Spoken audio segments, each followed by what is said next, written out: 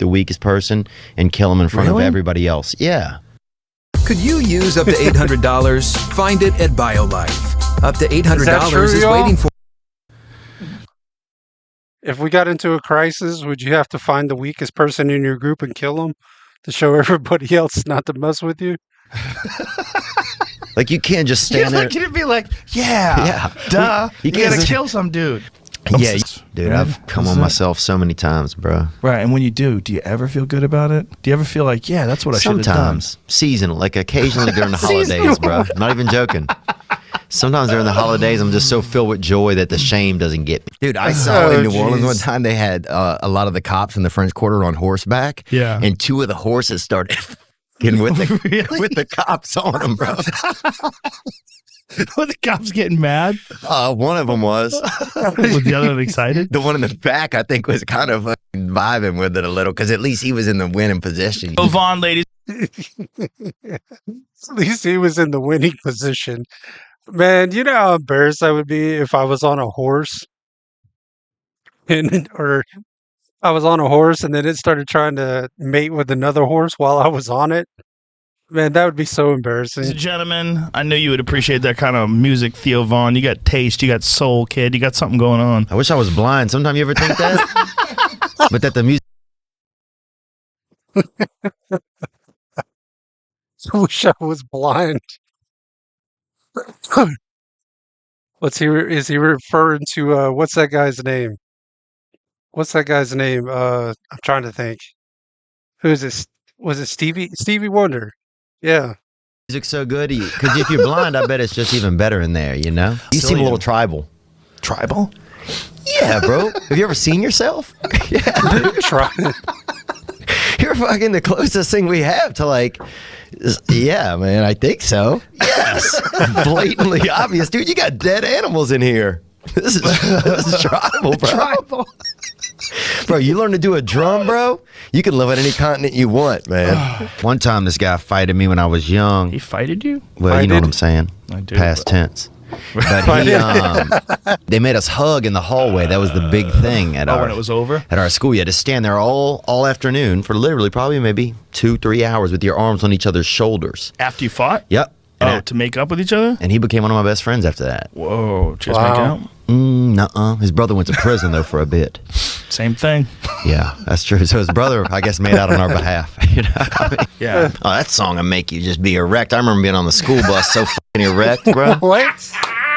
Dude, I remember that shit, bro. Oh, there's some mud rats out there that have no genes almost, I feel like. Like mud rat humans? Yeah, just people that are just smoking their own dicks out there who have no real, like, you know what I'm saying? Like, I've met some people who, yeah, they're breathing, but that's it, really. Plane crash. I already know I'm planning ahead, dude. I'd eat a Vietnamese guy.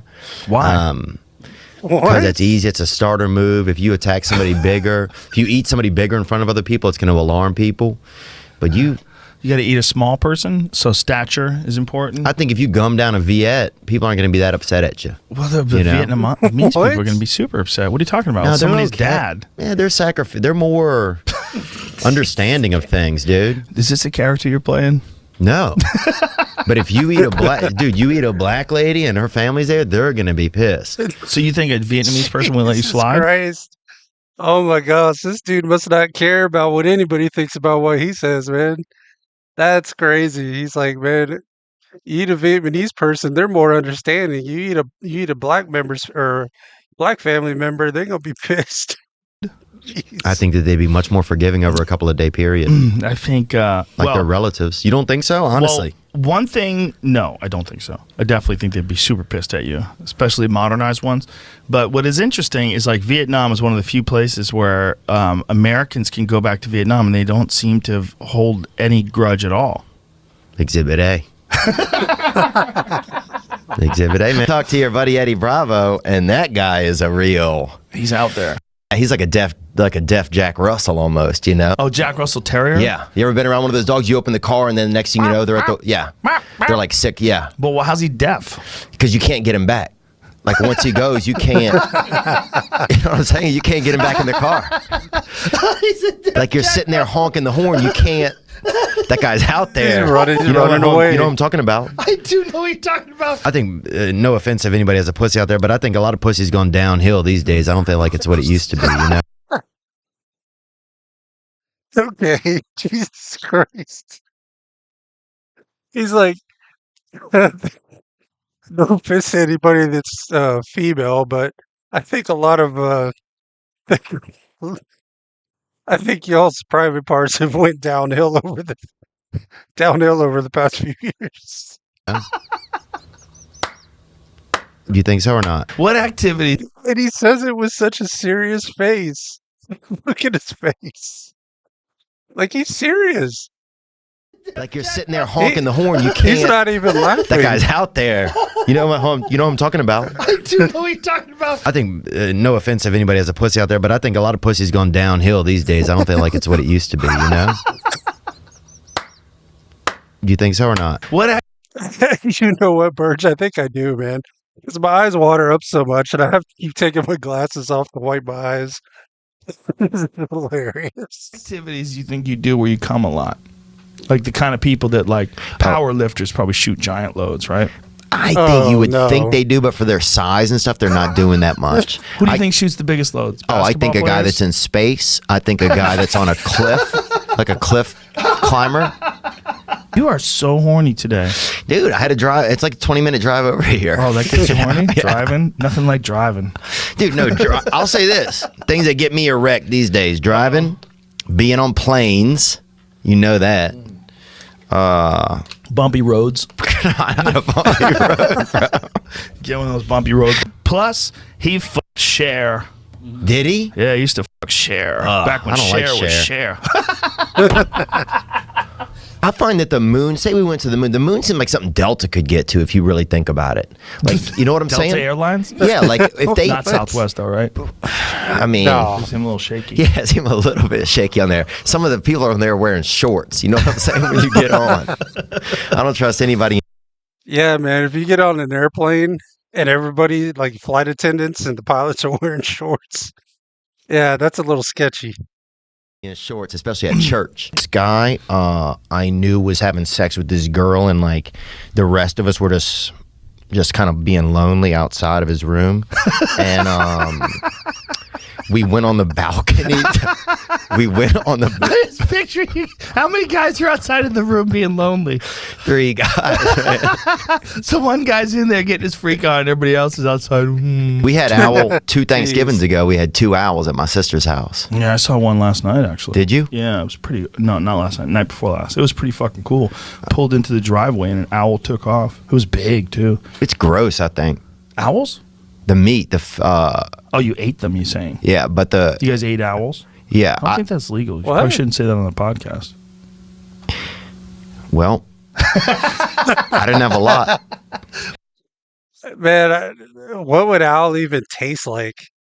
I don't even know what owl would taste like. That's got to be. I don't know. Yeah, is that legal, anyways? That might not be legal. I don't Bill Burr know. used to have a joke about it. I didn't have a lot, man. I had no. I think I even spit it out. You think he's homoerotic? No. Oh, No. I mean, that's a weird way of putting it. oh. I think you're homoerotic. What? Bro, you're way gayer than me, bro. You always, every time I'm here, you talk about jerking off the magical hat that we the almost problem? wore. What about Is that the problem? It's like you came in here with like gay expectations. No, I got nothing, dude. I jerked off yesterday. I'm not even planning on coming again for a couple days. They busted a man in our town. He was trying to be a ghost. He was to try to make money for his hotel They eat a lot of rodents. They probably do. to get it on the haunted tour. Oh God. And they called I definitely would want to eat rats, though. No eating rats. him impersonating a ghost at night.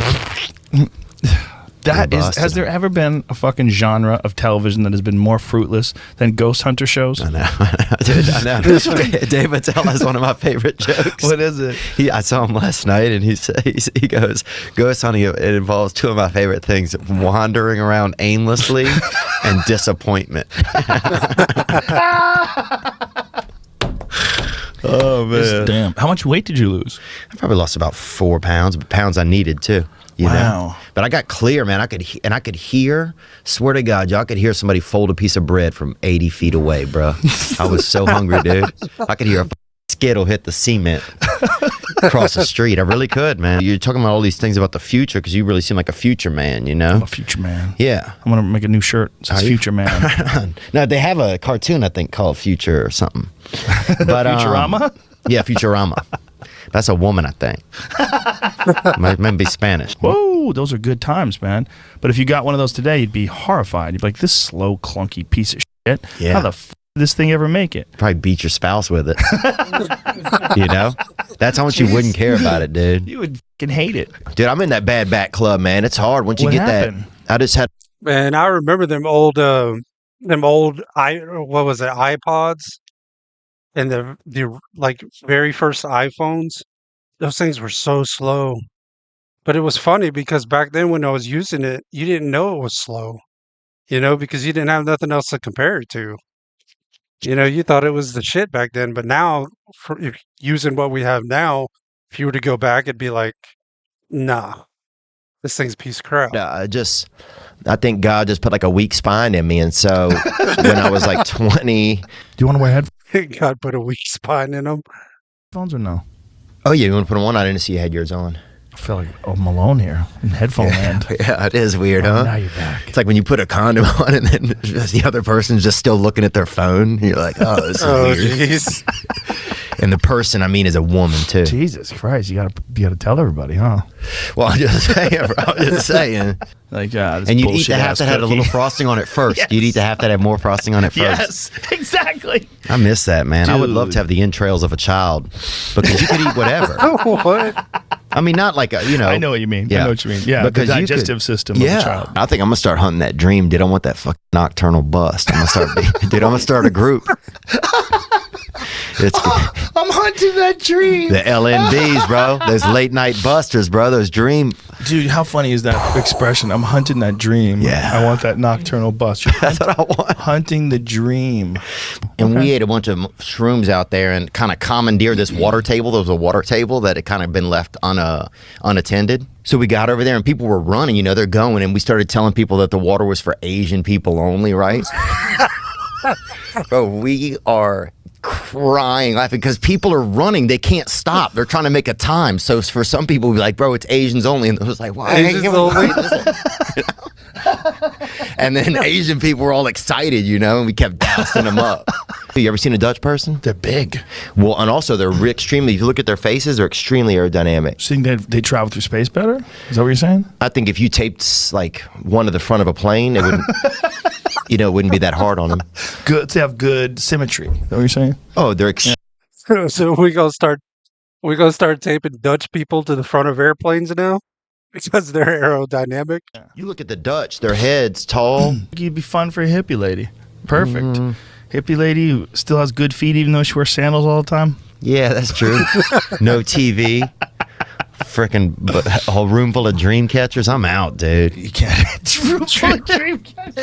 I'm out, dude. This is where my dreams sleep. I'm out, bro. Live in an amazing neighborhood with no violence, no crime, and all this diversity, and Yeah. everybody's super progressive. You're not going to get a Joey Diaz. He'd be working at a cafeteria. You know what I'm saying? Or a library. And he'd be one of the hottest women there, probably, too, at the cafeteria. People recommend doing it before you have a performance. You have to perform in front of people. Yeah, I don't know. It's not a bad idea. Whack one off in your hotel room before you go to a show. You'll be like less anxious. I could see that maybe for like a special or something, you know. They had crows in Louisiana, these special? big crows, and they busted out the windows in his car. And I would The crows did? this huge crow, yeah, like a huge They broke the window. broke the windows in his car. How'd they break it? I guess maybe with his beak. Come on. Yeah, They can do that? I mean they did this day, you know. So I leave out of my apartment to go in the hallway. He's like, I don't know if they can do it, but they did this day. He's like so serious too when he's saying this stuff. Lock myself out with the blender going. 2:30 in the morning, coked up out of my brain, right? Now I have to go to my landlord, dude, who lives right down the hall. Oh, no. And tell him I got locked out. And the locked blender's out, on, the blender's son. going. Oh, the blender shorts out and smoke happens. the fire alarm starts going off in the building right as I'm at his door knocking, right? Oh my God. So now he's pissed and he's like, what's going on? And I didn't know what to say. I told him that I was throwing a late Christmas party, dude. It was into January. How old were you at the time? Huh? Oh, this is 2.5 years ago. So I was 35. Jeez. I was 35. Bro, look what you get to do. You get to be a white guy in a country that, you know, is still kind of run by white people. And you're Jesus Christ, dude.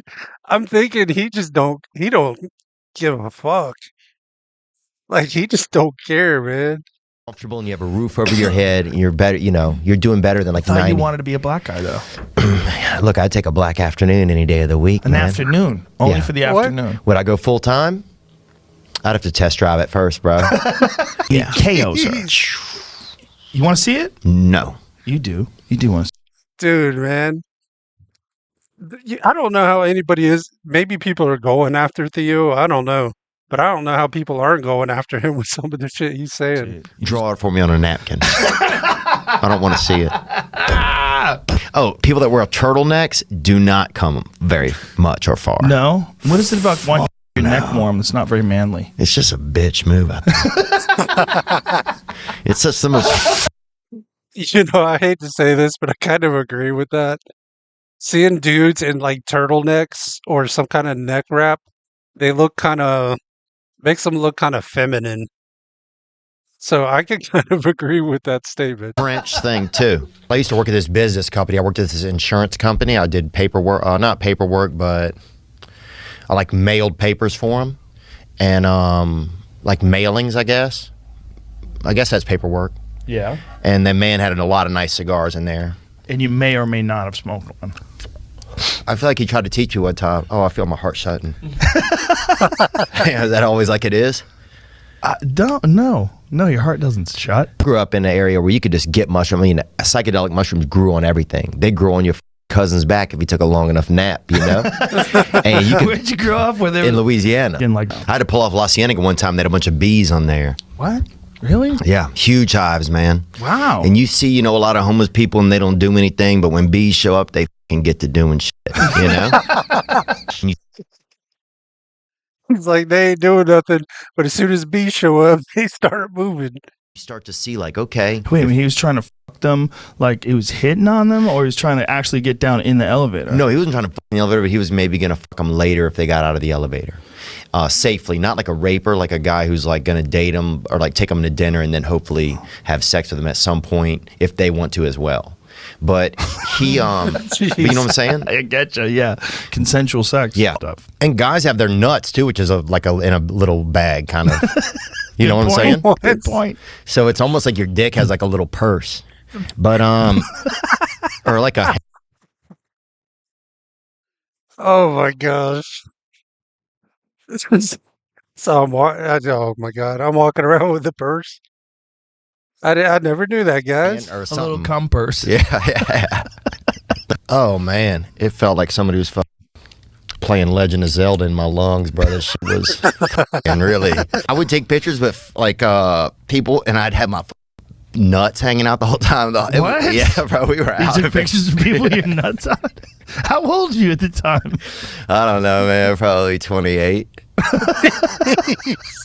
And people were like, hey, let's get a picture together. So we get it, and I just slip that bag out there, maybe that fucking holster. You know what I'm saying?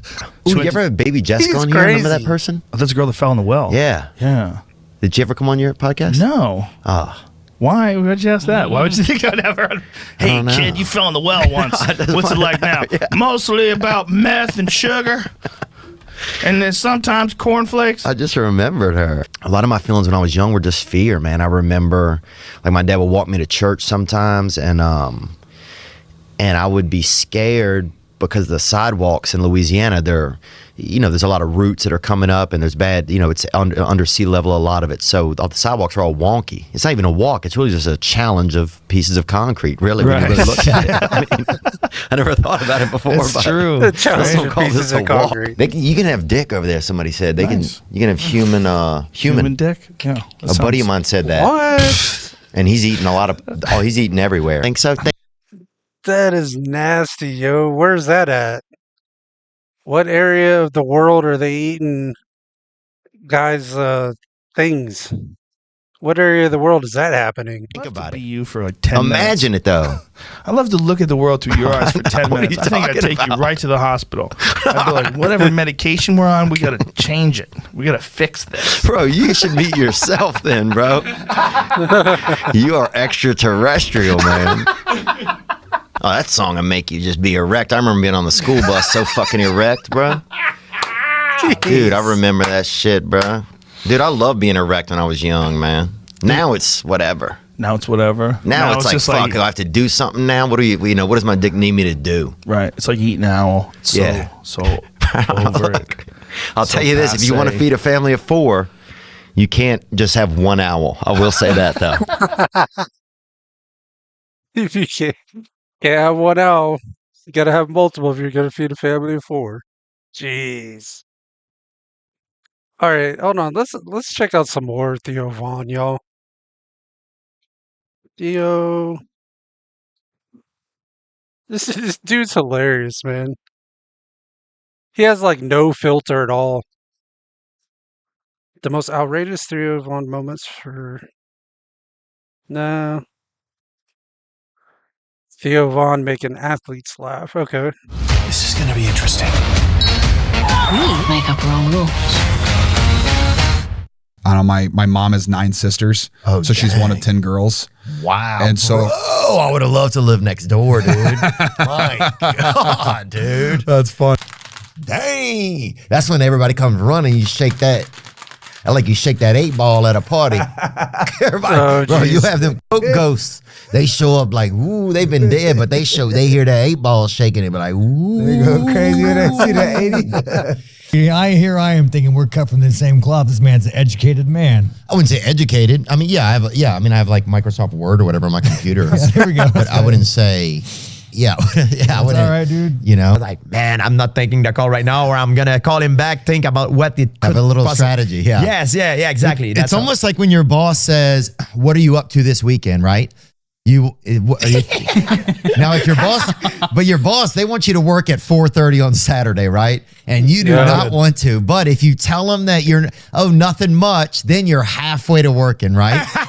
yeah. Right. That's wild because other jobs don't have a backup. Like you don't have like a backup mayor. Yeah. And he's sitting in the next room. He's in there signing documents and it's like cutting ribbons, practicing cutting ribbons with big scissors. Right. You No, know? it's not. Or you don't have a backup waiter, like if your waiter's doing, and he's in the parking lot, he's just running fake food out to people and Right. just, Yeah, so that pressure isn't right there with other jobs. Are you ever at like Disney on Ice? You ever take your kids to Disney on Ice and you're just like, you're like, those chipmunks are off sides, like, No. like, do you have that much of or when you see an ice maker on a fridge, you just growl at it? I feel like you just have that. No, that You're doesn't kind happen. of, you're a frozen water master. We would get test 200 or 400. I don't know. Oh, rip to Hogan, y'all.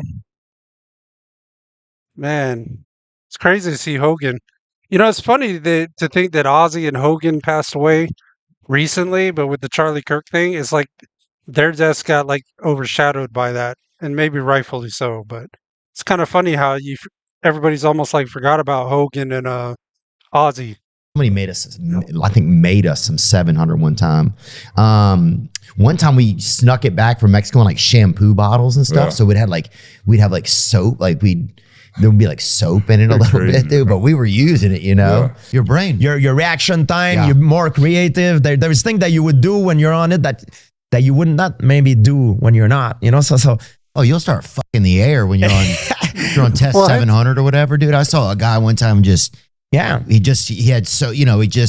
turned into an animal. yeah, 100%. We had a couple black female school teachers. We had an assistant principal, Raleigh Coleman, shout out, R.I.P. And he used to sleep in the trunk of his car at lunch a little bit. He used to catch him a little break, catch him a little nap. Wendy. He used to look one time I was over by the fence. I saw him getting in that bitch. I was like, damn, what's Raleigh doing? And he looked at me like this. Won't tell nobody. Tell nobody I'll get. He was catching a little nap. Yeah. Well, foot fetish was the thing. I think. Help me out. Help me doing. understand this because I don't understand. I don't think it's a lot of American money. I think it's like a lot of yen that people spend on it. Ooh. Japanese feet are very little. Dude. You could eat probably a dozen of them. And I think, You know what? For context, that makes sense to me. Sure. yeah, totally. You're like, okay, It's now like I see. bone in or bone out, man. Oh, I Okay. think- All right, guys. I'm not gonna be eating no Chinese feet or Japanese feet. That's just if nasty. you're going Japanese feet, dude, I'm keeping the bone in. I want all of it. I think I want the marrow. I want all the freaking, the gifts of the Orient, I feel like. So he was. What if they got like a fungal infection? You still gonna eat it? Sitting there with a big cigar and fucking he tried to get me to hit them bitches a couple times, man. I just couldn't handle some of it. Because I couldn't even bend my hands for almost 40 minutes after smoking them bitches. Did you inhale? Yeah, I tried my best, No, man. you're not supposed to inhale. You're supposed to taste it. Oh, I like to hit that bitch cigar, with- it's an acquired taste. And he didn't teach me like that. He just like, okay, hit he just gave it to you? Oh, yeah. You He was gave it to complaining, something, the oil or whatever. I had to finish filing that afternoon, bro. In there like this. Yeah, that's funny. Like a platypus in there trying to fucking. If something ever happened to you, God forbid, right? Can I have one of your hands? I won't do nothing weird with it. I promise. It's just for. I'll keep it in like a little cage or what, I'll like give you the left one. bet. Yeah. Thanks, dude. Now look, if it gets out at night Why? and beats up a Why would he want? That's so weird. Why would he be asking for his hand? Like if something happens to you, I want to be able to frame your hand. Why? neighbor, that's all you know what I'm saying? Well, like Adam's Family, it? Yeah. Yeah, it's like that. We sold out everywhere constantly for years. Yeah. It didn't matter if I wrestled Flair or Kamala or Paul Orndorff, Mr. Wonderful, or it didn't matter. One man. Oh, you gang. could wrestle fucking Hunter Biden, dude. I'd come watch you beat him. I'm just I think everybody would tune in. I guarantee you that would be like the biggest, probably the biggest pay-per-view that WWE or WWF has ever seen. If Hulk Hogan, even though he's not alive now, or just anybody wrestled Hunter Biden, boy, that would be like the biggest pay-per-view ever. It's like, oh my, like his fist is the size of my entire face and he could kill me with one punch. It's kind of weird to go to work with people like that. Yeah, I bet, huh? It's weird. Oh, I would keep a little treat bag on me like they do with like if they're raising, somebody that's raising Some like Skittles? Yeah, or just something. You want a Kit Kat bar? Oh, dude, no. I'd give them probably a decent meat or something. I'd give them a damn Wagyu at that level. You got to keep them pleased. What do you want? You want Camus? Yeah, sure. Hey, Ron, calm down on this next play a little bit. Hey, dude. Just satiate him. Thank you. Yeah. All of that. I definitely have head trauma. I have 50 fights. And yeah, and you're from frickin' Youngsville. from Lafayette. Yeah, sorry. Yeah. But yeah, we all have head trauma. I mean, look, bro, if you born in fucking Louisiana. Yeah, you come out with head trauma, bro. That's on the report. You just gotta slam your if you want to be black, just slam your dick in the door. It's gonna swell up. And then you black, you know?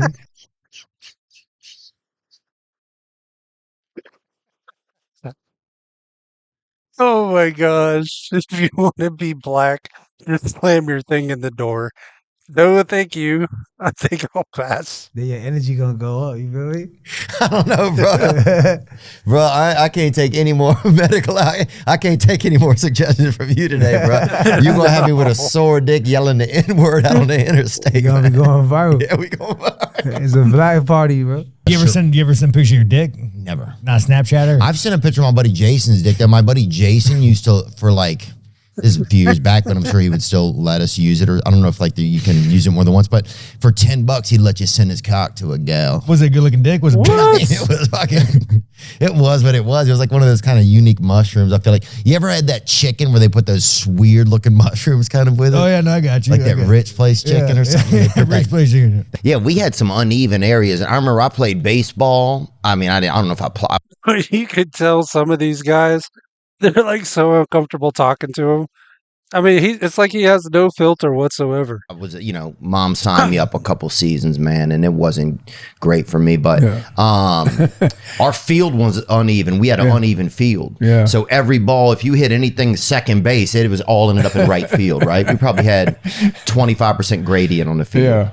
So we had at least 2 right fielders always, at least. Well, Did a guy like Andre, like what kind of, like if you guys were cruising in the car, like what, did he have to sit in the back or did he have to like be under a tarp? Dude, Andre was freaking huge. Too bad that guy. Too bad he had that disorder where I guess he was growing too fast and he wasn't going to live that long. But he was freaking huge, man. I remember they showed a picture of his hand on a beer can, and like you couldn't even see it. Like it just took the whole thing. It was crazy. The trunk or the truck or something, or how would you even get You're killing me, man. But how would you get something that big somewhere? Early 80s, we started flying a lot, so it made it easier. But when he sat on a plane, his head would be sideways like this, where the overhead is. He'd be flying like this. And every plane probably just goes to the Bahamas that he's on. Yeah, because some people say snow is just gay water. Hey, gay water perspective could be. Oh, I think because it's just like if you look at it like it just as a flake, some of them bitches are a little feminine. They nice. Yeah. You ever train? Yeah, I've trained, but I'm just a one stripe white belt. Ah, I see. Nice. But there's still some possibility. Oh, you can still. There's levels. Yeah. You can stay 3 stripes. Imagine that. Fuck. You'd be a badass. Oh, I'll fuck somebody up outside of a Jimmy John's. You give me 3 stripes. 6. I don't like to wake up before 6 because as soon as you see. That reminds me of one time, my grandfather. So back before, he had Blue Cross Blue Shield, but back before then, he had, before he had that, he had like not like Medicaid, but he had, what would you say, like the city that we're in, he had, like the city insurance where, like it's based off like your income or whatever. And it's UF Health, and at that time it was Shands Hospital. But I remember him getting into it with this guy one time, and he looked at him. He's like, "Don't fuck with me. I got a Shands card." I'm like, "Really? That's crazy." Like a 5 on your alarm clock, it sucks. Yeah, there is something about that. I think that makes you be like, "Oh, what's going on here?" Like I'm a senior citizen or something. This dude, Artemis, is probably one of my favorite too. Like that crow vibe with the sniper is like they like that 5, you know. Oh, dude, it's Sarah. I was talking to Taylor Wan today. He was like, "Yeah, my workout started at 5 a.m." I was like, "Why?" That's crazy. Yeah, why? Especially if you're just going to get hurt every year and not even play. You know what I'm saying? Like, dude, my mom, we used to put silverware. She'd put silverware in a lunchbox, nothing in that bitch, right? So I had to open it up. Bam, boy. Yeah, like, what the fuck you was eating? Nothing, bro. Stay hungry, huh? Yeah, stay hungry, motherfucker. Keep going. You get full. Man, wouldn't that be crazy? Man, if I was going to school and I opened my lunchbox and it had silverware and no food in it, man, I'd be mad as hell. Oh, boy. You in the trenches. Yeah. Hey, what you want to get, bro? My mom had a good sense of humor. She'd be like, "Ha ha, I love you." I think if you look at a guy's wiener, and I'm just going to, if you open your, if your first reaction, I think is if your mouth opens. I'm just trying to think of what are some signals that a dude might have some homosexuality in him. And then I think that you're kind of right, man. I think a guy should be able to say, look at that's my dick. Yeah. That's my dick, dude. And I'll compliment a dick, dude. I'll compliment a dick. Nice dick, Randy. Yeah, no, there's a. Yeah. Maybe that's the movie you could be in, man. That's a little far-fetched for me, y'all. I don't want to be involved in any of that bullshit. Be like, Medea goes to the swamp or something. I'm trying to think of a good, since Gyllenhaal and Connor had a movie, what would be a good Poirier movie? Dustin goes to 10th grade, we could do. Dustin goes to 10th grade. With performance enhancing drug in mixed martial art. It was a big problem. Oh, they got big problems with those at a damn 7-Eleven, dude. Those people are shooting up everywhere now. Yeah. As soon as they have a glitch with their health or something, they change their tune right away. Yeah. You know. Oh, definitely. You'll start drawing pictures of the Lord immediately. Shoot, yeah, man. I get one bad blood test, dude, and I'm on, I'm on Bible.org or whatever. There you go. Less likely chance of you definitely getting pregnant because alpha male, black dick is king. Yeah, I haven't seen it. Yeah, I don't see. I've seen some of it online. I don't need to see any right now. You know what I'm saying? I'm good. I hope these shades block out black dick, bro. You feel me? Because he's like, I don't want to see anything in person. Don't want to see. I ain't trying to see any today. They have all types of things like that. Like there's like a camp you can go to where no one talks for like a week, and then I think you can do like. But you still interact with people. Yeah, you still interact. And I think you do 2 weeks, so it's like charades, I guess, the whole time. Whoa. So like, if you know sign language, is that cheating? But you'd have to bring someone that also knows it. Otherwise, otherwise people just think you're into some fucking, you're like just like in a bunch of gangs. Oh. Just throwing stuff. That's funny, dude. You cool with his stepdad? He passed away. He was in the war or whatever, and then he passed away. But What war, bro? I'm not sure, but he wore like a lot of gloves at the end of his life, and he liked having gloves on, I remember. The war, bro. You're 40 years old, dude. You got like, I don't think Vietnam happened. I mean, what war are we talking about, dude? The war. He was in the Great War and the Second War, 1942, 1912. Yeah, no, he was in like the war. I don't know, maybe the war on drugs or something. I would bring like one of my buddies on that. Like just, I think I would try to make him talk and try to make him laugh. Oh yeah, that would be you. Yeah, but you can't be that weirdo who's fucking tickling some dude in the distance all the time. I mean, you can if you want, man. That's your call, dog. It's on you, man. People are just staying away from you the whole time. You're just the guy that kind of got to try to get people to squeal. Fucking weird. God! Like who's this fucking silence fucking anarchist over here? Yeah, because if something happens to you when you're a kid and it goes big on social media, then you're that kid forever. Right. If you're like the kid that like yells a slur or something, or calls somebody a GAY or something when they're on like dental gas or whatever, and then that's who you are forever. Like you can run for mayor years later on that, you know? That dental gas will get you. Oh God, that shit is fun, huh? Yeah, we're going for the whole wellness aspect of it because that. You know, I've been to the dentist many times. I don't even know what dental gas is. Like, I don't even know how they give it to you. I've never had it. Anytime I've ever went to the dentist, I've just had the shot in the gum where they numbs like one half side of your face. Yeah, boy. After being in so much, yeah, look at you, bro. What is he gonna do? Yeah, sorry. What if every time I hit it, it made it so that's how I talked, bro? It would work. I've vaped on and off for about a year and a half, so yeah. I've been at the bottom of one of these bitches, boy. I've been through it all. God, can't even sleep. Yeah, this thing will fucking make you drive all night. You're too much, man. Ocho, tell me this. You think they got enough gay players in the NFL to beat the Jets? That's a good question. I would like to see that. I like that. Do they have enough gay NFL players to beat the Jets? You know, somebody had told me the other day that the Jets haven't won a Super Bowl since like the early, like well before 1950. I don't know if that's true or not. But somebody told me they haven't won one since pre-1950, which is insane. Hypothetical. Thank you, If sir. that's true. I would love to see that. And who would I even cheer for in that? I would cheer for the gay team. I probably would too. Yep. I'd be out there. Shit, I would coach them. I waterboy them dogs. I'd be out there waterboying, dude. We got a little bit of zest sauce for everybody in the huddle. Oh, all I could be is a coach? Like, I can't even show up on time to be a player. Like, But bruh, if you worked for FedEx, you can get that bitch there quick, bruh. Work for FedEx and get it quick. nah, I can't work for FedEx. But I'm just saying, bro. But like, that's what I'm saying. But that's like an average job, like from a guy But coming you know how in. fast you could get that bitch there, bruh. Less than overnight, bruh. Yo, you know how many hits I took? AP service, Yo, bro. You get that thing there get fast, that fast. bruh. Oh, we had a guy, this dude, I told this story, but he at our school and he would come and pee right over your back when we were kids, right into the pisser, dude. This dude, Mr. Larry, he was at our elementary school for so long. Yeah. At a certain point, they just make you a janitor, right? Yeah. And he'd come right in and just piss right over your back. Like at the end of my training camp, I That's do just 24-hour nasty. fast and then finish my fast with the run. Then I'll break my fast, you know, like. For Ramadan or whatever? Nothing, huh? Yeah. That's not it, no. No, it's similar. Yeah. Yeah. Somebody was doing that, at this vape shop. In Nigeria or on the continent of Africa, we have an ozone layer. They don't have that here. So when I get hit by the sun here, it's like God's not even wearing a condom out here. Act just raw. Like, my God. Raw dogging you. The sun Bro, is. it's unbelievable.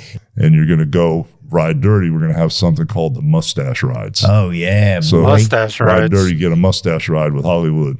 I've given a couple. I think I've given a couple. I don't even know what it is. I have to Google it. You need to grow the mustache, brother. Okay, well, yeah. Those are lip rides. Oh, yeah, there we go. Yeah, those were lip rides, too. Yeah, those were front teeth rides. Some of them, I'm pretty uncoordinated. Did you guys ever go on any vacations and stuff when you were a kid? Because if you were always doing hockey, it seemed like you were probably always on the run. Did y'all ever go to Florida or somewhere, the North Pole? That's funny, the North Pole.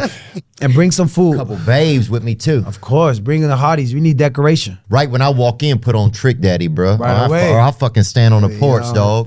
You know what I'm saying? You know what I'm If saying? you don't put on Trick Daddy, I ain't fucking coming in. It's a thug holiday. Bro, It's a thug holiday. All day, every day, Baby, because I'm I'm a a thug. R.I.P. Trick, man. R.I.P. Trick. Trick's still alive, man. Oh, yes, damn, bro. You crazy. You got to come to Miami. He's like, that's crazy. He thought he was dead. He's like, still alive, man. I'm not here to raise models. I want athletes. So therefore, I'm going to procreate with those who give me just that. You might start a little dynasty. Listen, you'll have fun and go on dates and for those who are not that. But when it comes to having kids, oh, honey, You got a kid. Your kid walking at 3 weeks. Running at 4. For his first birthday, you get him a hurdle. I was picking up my teammate's daughter. We were in the same class. No way. The guy's name was Jim Nielsen, and I would pick his daughter up. We were in the same school, same class. Then I'd go to practice. You were like Icevis Presley.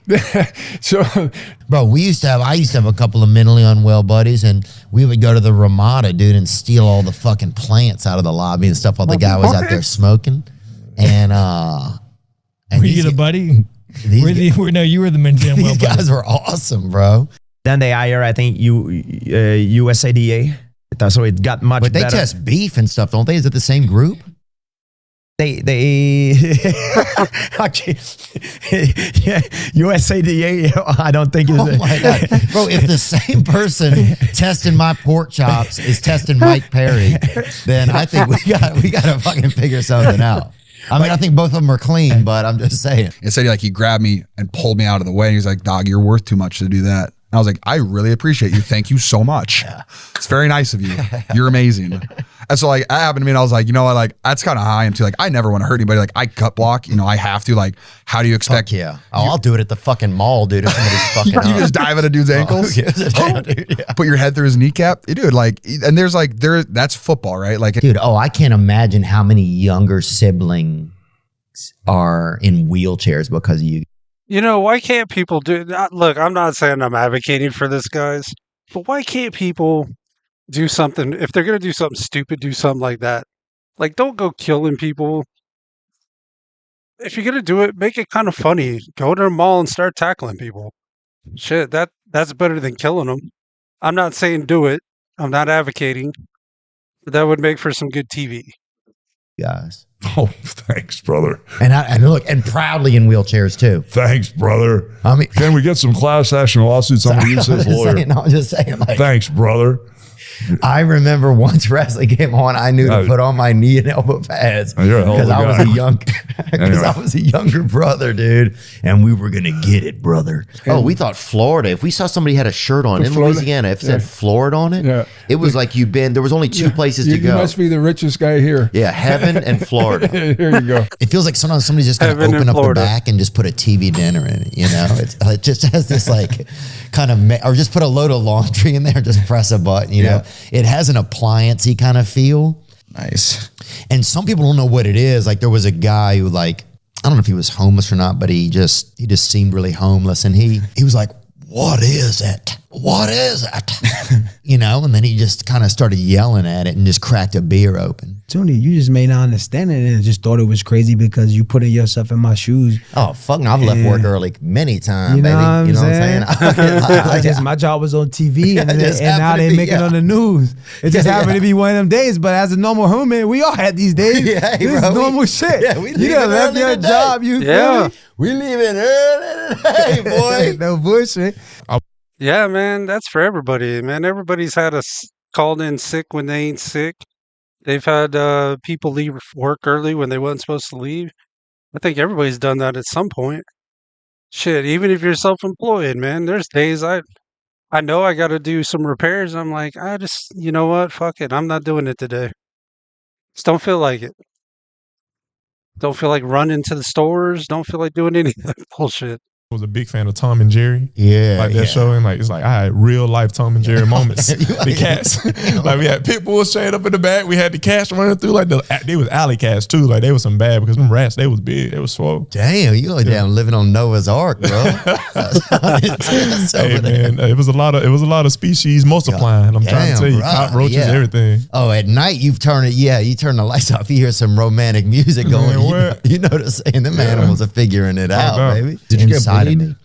I just got like. Oh, were you a bully? I wasn't a bully. I just didn't get any attention. Now this haircut might have bullied. Jeez, you're like the same size, just like. Dude, his hair looks almost the same, man. He's got that mullet. I don't know, man. It kind of fits him well, I guess. You wouldn't really recognize Theo if he did cut his hair, you know? Give me your lunch money. Look, I was feared in a lot of softball circles because of my haircut. They're like, this guy's dangerous. Yeah, this guy. This fella. And I do also prolonged fasting. So what I do when I do prolonged fasting, I do 4 days only water. Oh, and when I train, I take salt in my hand. 4 days only water. Now that's not something I've tried. Holy shit. I might pass out. 4 days no food, only water? Is that even good for you? I put a little bit and I lick. Like a pervert. It's okay. Or pervert. Yeah, pervert. Help my body and just feel better overall. It is expensive though. Oh my gosh. It's $1 a milliliter. It's crazy. Crazy, dude. It's great. It's like printer ink. Yeah, dude. Yeah. Why is that so expensive? That's crazy, dude. It is crazy. They've jacked. Yeah, printer. Yeah, I'm with him on that. Printer ink is expensive as shit, man. Last time I went to go buy ink for my printer, it was like almost $60. I was like, are you fucking kidding me? I only need a printer to write receipts out and shit for stores and stuff, you know, but damn. $60 for ink? It up, I guess. If you want to read, you're going to fucking pay for it, you pussy. Okay, people's always so nice in Canada. Even if somebody was angry, I bet they'd come across the street and they'd just say, hey, I'm angry, but I'm sorry. Yeah. You know, there's a lot of stories up there. Yeah, they're just too kind. But, you know, the moment I would come home, bro, that Hulk Hogan thing was dropped. Really? At the front door. I didn't have any pictures in my house of me. No wrestling crap in the house at all. I didn't want it in my house. Some guys have belts hanging and pictures of themselves and stuff. But would you ever mess up? Would you ever be like, go to your room and don't come out till the bell rings or something like would you ever like? No, brother, I didn't do that. But I was smoking weed one time and I was watching like UFC Fight Pass. I didn't realize that it wasn't fucking, I thought it was live, right? So I start tweeting about some fucking fight, right? Bro, I'm tweeting like I'm fucking 3 rounds in. Wow, what a banger. Bro, I'm hashtagging UFC like UFC 160. Is anyone else seeing this? Huh? How crazy is that? Be posted on social media about a fight that happened like months earlier, and you think it's going on right now. Is anyone else seeing this? I hear people are seeing it on Twitter, right? Yeah. So then the next day, I fucking get up, and I'm like, I was texting Brendan Shaw. I'm like, dude, that fight was fucking crazy, right? He's like, well, I don't know what you mean, man. I think that was like 7 years ago. And I look on Twitter, and somebody had replied, oh man, I ain't got caught watching Fight Pass. GSP Matt Hughes. Yeah, it was crazy, dude. That's crazy, man. All right, let's all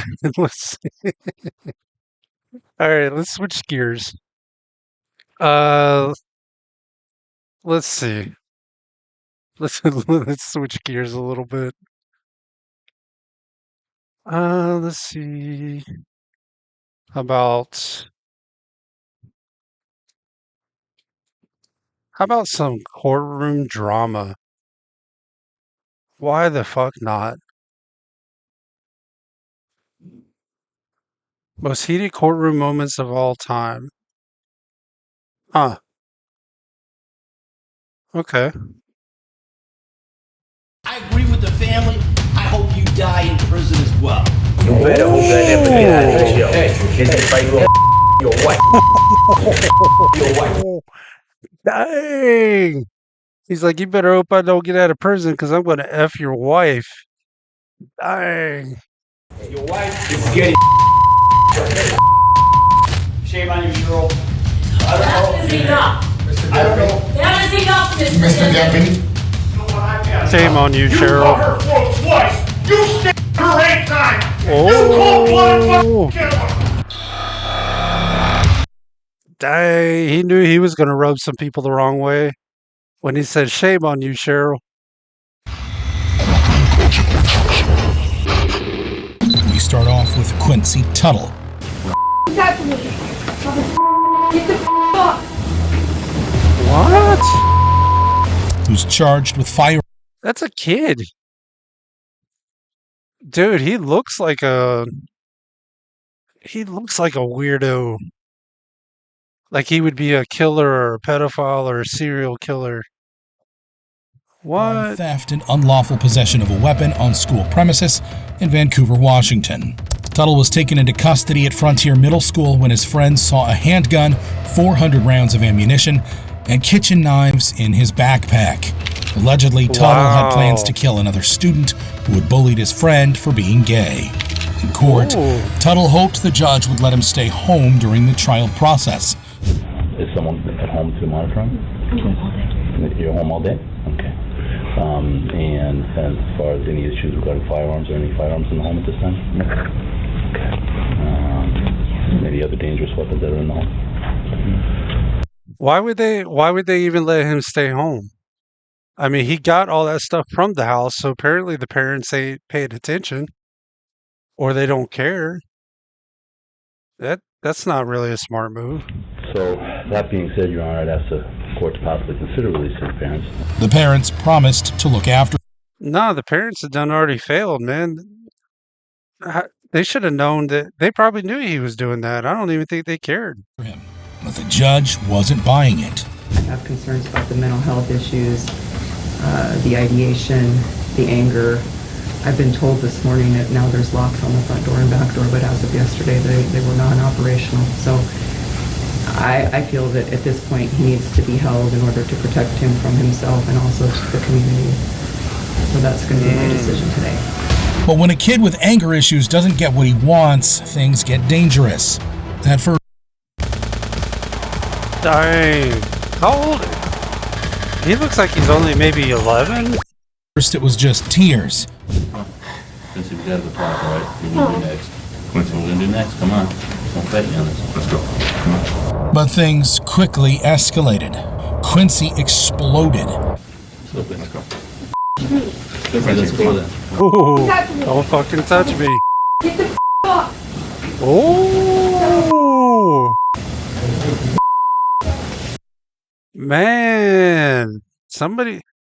You know what this is from? This is from somebody not beating the shit out of their kid, disciplining them, man. I'm not saying like beat the shit out of them, put them in a hospital, but you know what I'm saying. Let them do whatever they want, man. Or letting him get whatever he wants. Dang. I think that might be the family's fault, like the parents' fault there. He yanked his shirt out of the attorney's grasp and bolted toward the doors. In the end, Quincy was sentenced to 2 years in juvie, as well as mandatory anger management classes. Quincy might have let out a few curse words, but what happens when someone's foul rant is so bad, it causes a delay in court. You pussy. You pussy. You pussy. You started it, nigga. Then he do that to you. Fuck up. Like in the case of de jour Maurice Hall, who's facing charges for possession of a weapon by a convicted felon and attempted murder in Orangeburg, South Carolina. Hall was arrested after going on a shooting spree where he fired shots into both a crowded nightclub and then later a home with children inside. Hall was handcuffed and brought to court to decide his bond, but before the judge could begin, Hall exploded.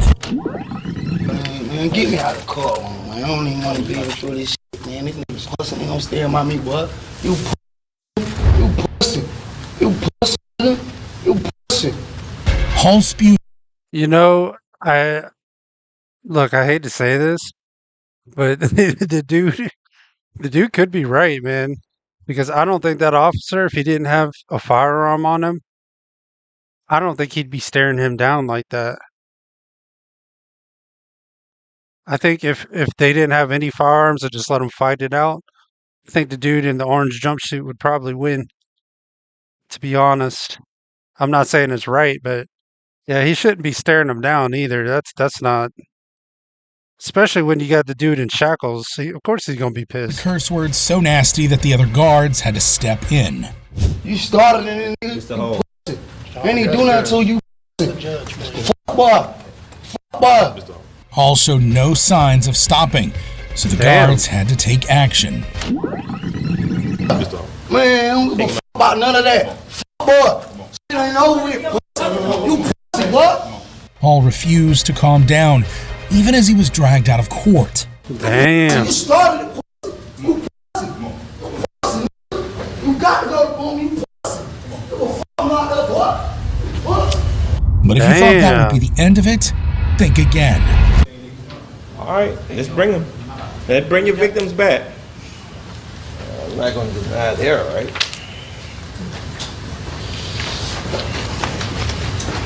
Oh, he's smiling. Hall walked back into court with a smile on his face. But that smile wouldn't stay for very long. Because of Hall's mouth and his criminal record, the judge temporarily denied his bond. Mr. Hall, based on what I'm hearing, No, that's okay. Now that's next level stupid. If he was going in there for a bond, or even to get a bond and then do that, that's just stupid. You ain't gonna get a bond acting like that. seemingly there's going to be some other stuff that's coming on. I do feel that this court should defer your bond to be set over in General Sessions Court as opposed to me setting it today, which means that you will be going before the General Session judge in order for that judge to set your bond. You understand me? Yes, sir. This particular time we're going to deny the bond on Mr. Hall. The judge denied bond because of Hall's dirty mouth. But how does that compare to a defendant who flips tables and screams like a madman? Stop taking me off like that! If my mom and my doctor knew what you guys were doing to me, I have a broken hand! What? Like in the case of Zachariah Kraft, who's charged with assaulting peace officers in Belgrade, Montana. Kraft was already in court for disorderly conduct in an unrelated case. However, when the judge laid out Kraft's charges, things didn't go over well. I don't understand why I'm getting charged with a felony. I've been doing my best. As the judge explained his charge, Boy, he seems like he's not all mentally there. Just listening to him talk, he seems like he ain't all there. Kraft suddenly erupted. You took me on my bed! It's a yes or no question, all right? Stop taking me off my bed! If my mom and my doctor knew what you guys were doing to me, I have a broken hand! Oh. Officers grabbed Kraft and wrestled him to the ground. Stop. I have a broken hand! Dang, he could be right, man. I know some of these prisons or jails, man, they don't take care of the people at all, man. They treat them like they're just dirt. He could have a broken hand and they just ain't doing shit about it. Yeah, I'd be mad too. Then, Kraft was carried out of the room. According to Lieutenant Jared, a supervisor at the jail, Kraft's outburst was quickly dealt with. He's been placed in an isolated holding cell where he's not going to get anybody else in trouble, and we can keep a close eye on him and make sure he doesn't harm himself. Kraft's outburst was violent but harmless. But how can that compare to a defendant who begs for the death penalty? You need to be careful. Do you understand? Put me to death. That's what's happening anyway. It's framed. All right. That's the way it is. Justice will be served. Like in the case of Jonathan Sander, who's facing 3 counts of homicide. Isn't that kind of like narcissism, though? If somebody does that, they're like, yeah, just go ahead and put me to death. Isn't that like narcissism? Kind of like some kind of reverse psychology. In Raleigh, North Carolina. Sander was arrested when a neighborly dispute led him to kill his neighbor's wife, and her mother. During the interrogation, Sander's voice was chillingly calm. It just went blank. See, this is what I'm talking about, you guys. You know, you gotta be capable of violence. I don't care if you're. Look, I'm a nice person, man, and I get along with everybody. And if you treat me with respect, I treat you with respect. But you got to be capable of violence too when it needs to be, because you got people like this. There's evil in the world. There's people that just do not care. I mean, he killed all his neighbors over an argument, a dispute. You know what I mean? It's crazy. You got people like this.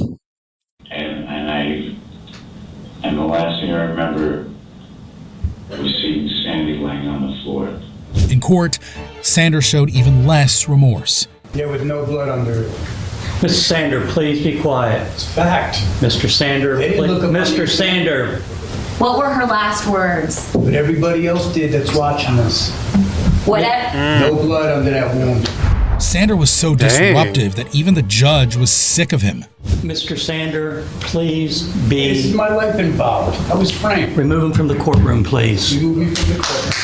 Hey, stop it! Hey! Yeah! His actions were even more heartless, considering the only surviving family member was in the audience watching him. Oh, wow. When she got shot, she said 3 words. 3 words. Oh, my God. And that's it.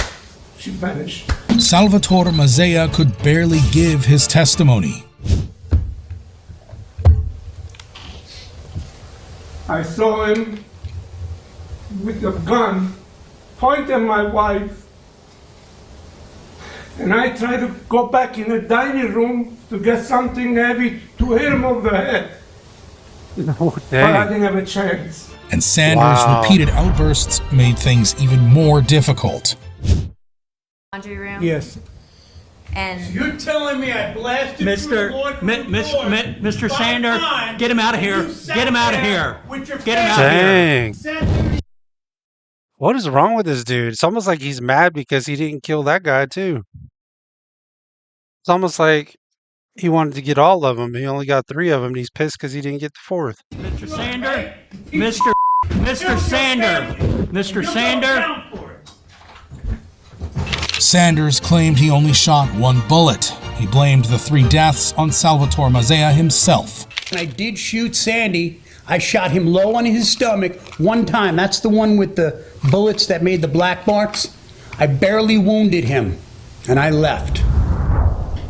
I left. After I left, Sal Mazzella shot and killed his family. Why? For insurance money.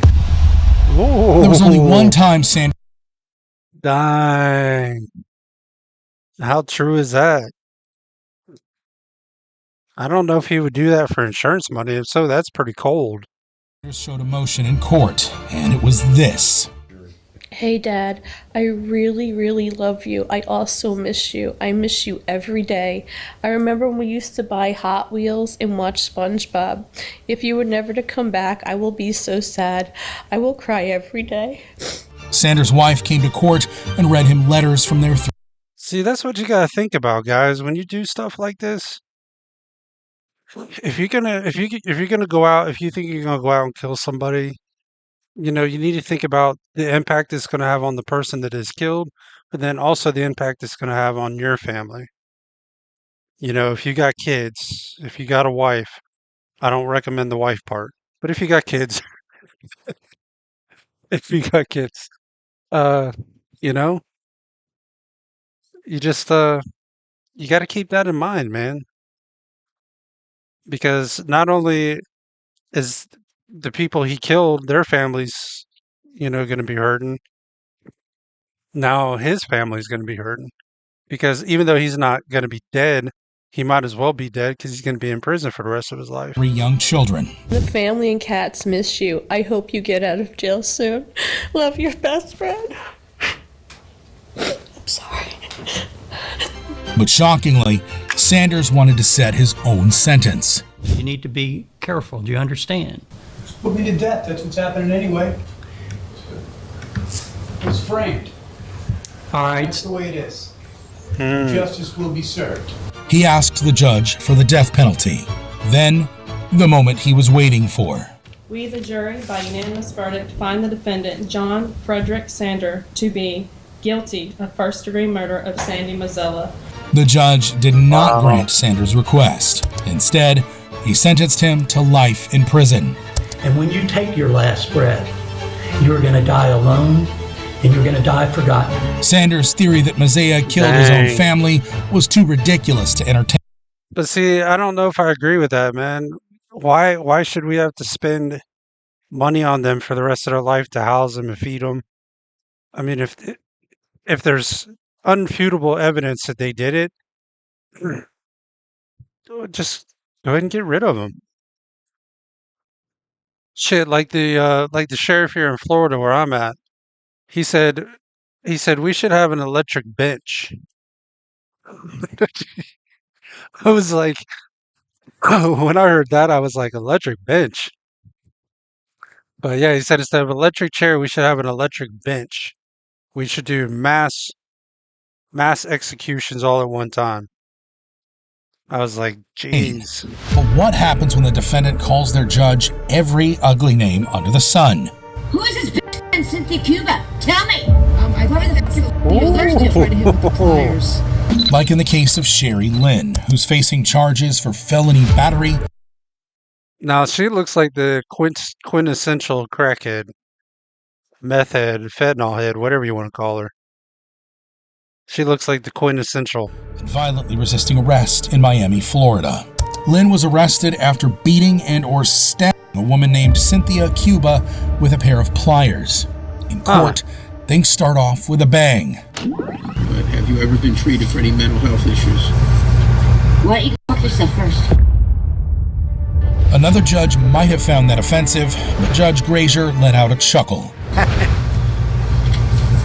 sorry, ma'am. I said go fuck yourself. Okay, well, I'm a little busy. When the defendant... I don't know if I could keep a straight face either, y'all. I think I'd be kind of chuckling too if I was the judge. I'd be like, okay. Calls their judge every ugly name under the sun. Who is this bitch in Cynthia Cuba? Tell me! I thought you allegedly tried to hit with the pliers. Like in the case of Sherry Lynn, who's facing charges for felony battery and violently resisting arrest in Miami, Florida. Lynn was arrested after beating and or stabbing a woman named Cynthia Cuba with a pair of pliers. Dang. In court, things start off with a bang. But have you ever been treated for any mental health issues? Why don't you go fuck yourself first? Ooh, another judge might have found that offensive, but Judge Grazier let out a chuckle. I'm sorry, ma'am. I said go fuck yourself. Okay, well, I'm a little busy right now. But soon enough, she gets down to business. And I'm ordering that you stay away from Cynthia Cuba. Do not have any contact with her, and you must stay away from her home and place of business. As to the other case... Who is this bitch in Cynthia Cuba? Tell me! I thought the lady allegedly tried to hit with the pliers. Apparently that doesn't ring a bell. The other case, F15-1426, the bond on count is $5,000. Leave counts 2 and 3. Oh! Despite the verbal onslaught. Dang. What makes you think that you're going to talk to a judge like that and then you're going to come out on the good side of that? What makes you think that? You know, if you're trying to get a lesser sentence or a bond, acting like this ain't going to do it. But Judge Grazier ignores her, and Lynn's lawyer makes an executive decision. $5,000 and count 3 is $1,000. Have a nice day, ma'am. We'll try and get you into the hospital. The judge sent Lynn to a psychiatric hospital to undergo evaluation before trial. Lynn's verbal attacks might have been unexpected. He definitely isn't but how all can there. that compare to a TikTok star who takes his murderous mafia boss online persona into the real world? Like in the case of Ali Abulaban, who's charged with 2 counts. This dude does not look like a mafia boss. By no stretch of the imagination. It's a first-degree murder in San Diego, California. Abulaban went viral on TikTok for role-playing movie characters. Speak English when you talk to me, okay? That was English. I'll have a venti, caramel, dolce. What the f*** you talking about? A venti. What is that? A large? But on October 21st, 2021, Abulaban entered his apartment to find a horrifying scene. Yes, ma'am. My wife and another man were, I found them dead on the couch. Then he suddenly got hysterical. Okay, stand by. Dang. So he walked in. What? You know what? Look, I'm not saying this is a good thing to do, but I'm saying I can kind of understand it because uh, that's why you got to be careful, man. Because these ladies, I know guys too, but man, they be cheating. It's easier to cheat more than ever, and you got to be prepared for that, and you got to keep your emotions in check. Because if you don't, man, and ladies, you need to be careful, man. Some of these guys will fucking flip out like he did, man. They catch you with another dude. I'm assuming he must have caught her with another guy, or yeah, caught her with another guy, and probably killed them both. Dang. I don't know if I'd snap like that though. I would see that's where I'm different. I wouldn't snap like that. If I walked in on, let's just say I was dating somebody and then I found out, or let's just say I walked in and I found another dude laying in the bed. I wouldn't say shit. I wouldn't say a damn thing, dude. I'd go, I'd probably go to the refrigerator, get me a drink, grab me some clothes, and I'd just be gone. Like she'd wonder what happened to me. Like I'd be ghosting. You'd never hear another word from me again, man. I'm not going to go to prison killing somebody because you're the one that's, why should I have to go to prison for the rest of my life? Because you're the one doing the cheating, That's the way I look at it, anyways. Okay, hold on, sir. Tell me what you saw when you went in there. I saw my wife on the couch with the other head. Why is that I don't know who he is. I know him. His name is Ray. Ray? Okay. His name is your Ray. wife was shot in the face. Is that what you said? Yeah, on the forehead. He had 2 or 3 bullets in the head. He claimed his wife, Anna, had been shot to death alongside another man in their apartment. But when police got there, Abulaban was gone. The bodies of Anna, Abulaban, and their mutual friend Ray were found on the couch. Abulaban claimed he stumbled upon the crime scene after coming home from work. But little did he know, their neighbor's Ring camera recorded the entire thing. See, that's why you gotta be careful, guys. Back in the day, you could get away with crimes a lot easier. When they didn't have Ring cameras, they didn't have cell phones with cameras on them, they didn't have street cameras. And believe it or not, forensics DNA is actually fairly new. Back in the 80s, they didn't have that. As a matter of fact, there's a guy, when I used to have my store before I closed it down about 3-4 years ago, there was a guy that used to be at the car wash. He had a car wash next to the gas station right by where my store was. I'd known that he was a black dude. I knew this dude. Like I talked to him. Like I didn't hang out with him, but I talked to him when I'd go over there because I'd go over there to get drinks or something, and I'd see him. But he killed a girl back in '87, an 11-year-old girl. They didn't have the DNA back then, but they held on to I guess they found like hairs or some kind of whatever, and they just had it in a bag and they just kept it in a file. Well, the city I'm in, they got funding from the federal government to go back and look at cold cases, where they had DNA, where they had, some kind of DNA that they could then, test.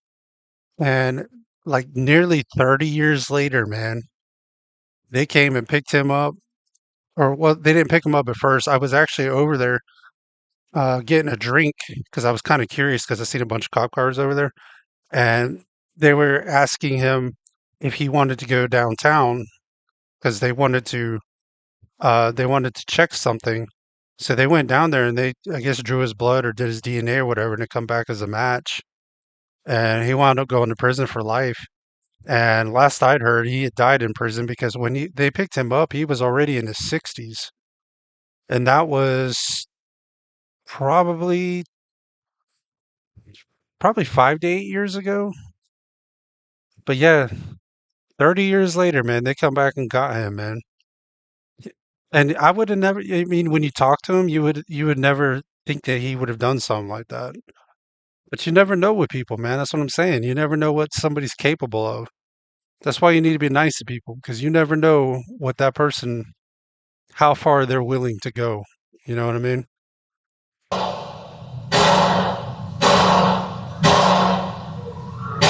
Oh, Come on! What is this nonsense? thought. Guys, I need some help. Hold on, let's go back. I thought for a second that was somebody trying to bang into the door. That was the gunshots. Dang. You saw when you went in there. I saw my wife on the couch with my other head. Wife is over here for sure. I don't know who he is. I mean, I know him. He's been in Gray. Gray? Okay, your wife was shot in the face. Is that what you said? Yeah, on the forehead. He had 2 or 3 bullets in the head. He claimed his wife, Anna, had been shot to death alongside another man in their apartment. But when police got there, Abulaban was that was gone. gunshots. The bodies of Anna, Abulaban, and their mutual friend Ray were found on the couch. Abulaban claimed he stumbled upon the crime scene after coming home from work. But little did he know, their neighbor's Ring camera recorded the entire thing.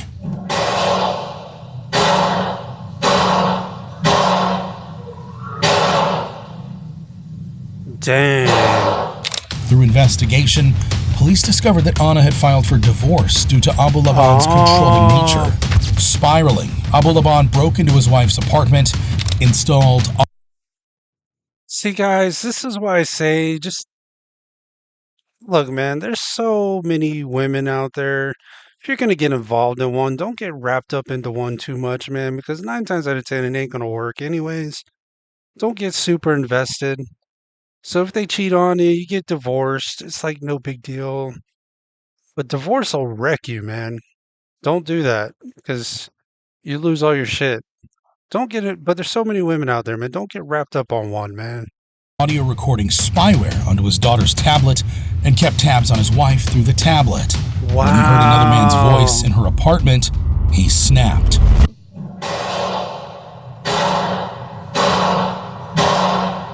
After the crime, Abulaban called his mom in tears. I just tried to burn you. I just tried to burn you. Oh, dang. And guys, look, I'm not advocating doing crime, but if you're going to do a crime, don't go posting it on social media and don't call on the phone and don't text because they can pull that shit up anytime they want. But better yet, just don't do it to begin with. Abulaban, who fled the crime scene after calling 911, was caught speeding down the highway. When police pulled him over, his 5-year-old daughter was found in the back seat next to a handgun. While in jail awaiting trial, Abulaban blamed Anna for his failed marriage. My wife brought us. She wanted me to move her out here with all her friends to a life where there's Taco Tuesday, Women Wednesday, Party Saturday. See? Yeah, man, look, man, if they start disrespecting you, you gotta walk away. I can understand what he's talking about. You know, he was upset because his wife wanted to move out there, and then once they moved out there, it was girls when he was going out with the girls on Wednesday, going party on Saturday, going party on Sunday. I get it. But when they start doing that, man, here's the thing. If you don't get anything from any of my streams, at least listen to this part. There's 2 things, well, maybe 3 things There's three things to look out for. And if they ever happen, you need to cut ties and just walk away. Don't resort to violence. Just walk away. Don't even talk to them. Just one day when they're at work or something, grab your shit and just be fucking gone. If you're in a marriage and they want a divorce and they talk about going to marriage counseling, it's over. It's already over. Marriage counseling is doing nothing. It's not going to do anything. It ain't going to solve the problem, nothing. Once they've got that divorce, once it's in their mind, it's there. You're not changing it.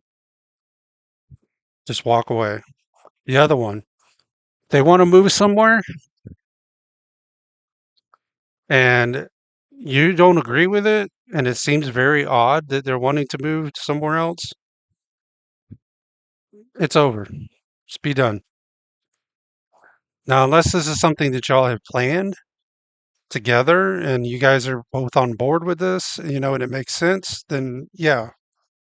But if this shit just comes out of the blue and you really, all of a sudden they start talking about they want to move here and you had no clue, it's done. Over. Grab your shit and leave.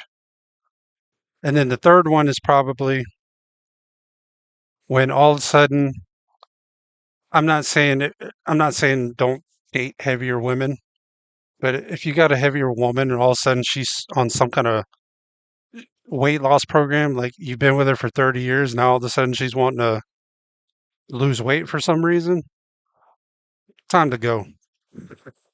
So if you don't get anything from any of my streams, those three things, keep those in mind. In court, however, Anna's best friend exposed the true Ali Abulaban. He just always had to be better than everybody else in the room. He spoke down to a lot of us. It actually... Now, he does give the persona that he thinks he's better than everybody and kind of like a narcissist, really. Kind of made me distance myself toward the end because I just couldn't stand being around him. He made everybody in the room feel uncomfortable. Then the court heard audio messages that left viewers disgusted. Wish we never had a kid together because of how stupid you are. And I can't wait to divorce you. You're going to be sitting on the couch, drinking your tequila, sitting next to your gym rat boyfriend with tattoos, who doesn't have the brain to hold a conversation. Don't even be mad at that, man. It's so stupid because if he would have just waited, he would have got this. He would have got what I call the slingback effect. Okay, this is very common, guys. You get with a girl, and then for some reason, they're attracted to the bad boys. They want the dude with the tattoos, but this guy ain't got a fucking job. This dude ain't got nothing. He ain't got nothing going for him. But they're just going on. Oh well, for some reason, women are attracted to the bad boys. I get it, but just wait that shit out because few years after they realize that they actually got to maybe go to fucking work because this dude ain't working, dude. Then you get the sling back. I call it the sling back effect. Then one day you're looking at your phone. Now all of a sudden they're trying to hit you up again. They're talking to you like, "Oh, I'm sorry, I didn't mean." And then at that point, the good option would be to say, personally, I wouldn't respond. I would never say anything. They get a hold of me, I just ghost them, keep moving forward. Don't ever go back with an ex. That never works out. Never works out. You always want to keep moving forward. Once it's done, move forward. But yeah, man, he should have just waited that out because in a few years, that probably would not have worked out. But see, he let his emotions get to him. And see, he shouldn't have done that. Because if he would have just let them play out the way they wanted to play out, he just went on his own, just kept moving forward, left it alone. Eventually it might be a couple years, but she'll get a hold of you. She'll be wanting to come crawling back, and then it's up to you at that point if you want to reply or not, but I wouldn't reply. No. And you're going to watch Netflix one day, and you're going to see my face on Netflix. Oh, one day you're going to see my face on Netflix. He was just mad. See, he let his emotions get to him, man. Don't let your emotions get to you. Think through it logically. Because when they do that shit, when they leave for, I've seen this shit, especially being that I do jewelry repair. So, you know, I deal with a lot of ladies, unfortunately. But I've seen it, man, through that, dude. They go for the biker dude. They go for the dude with the tats. And that shit don't last long, y'all. Maybe 2 years. And then once they realize that the dude doesn't work, you know, he can't provide for, you know, for her or whatever, or her kids if she's a single mother.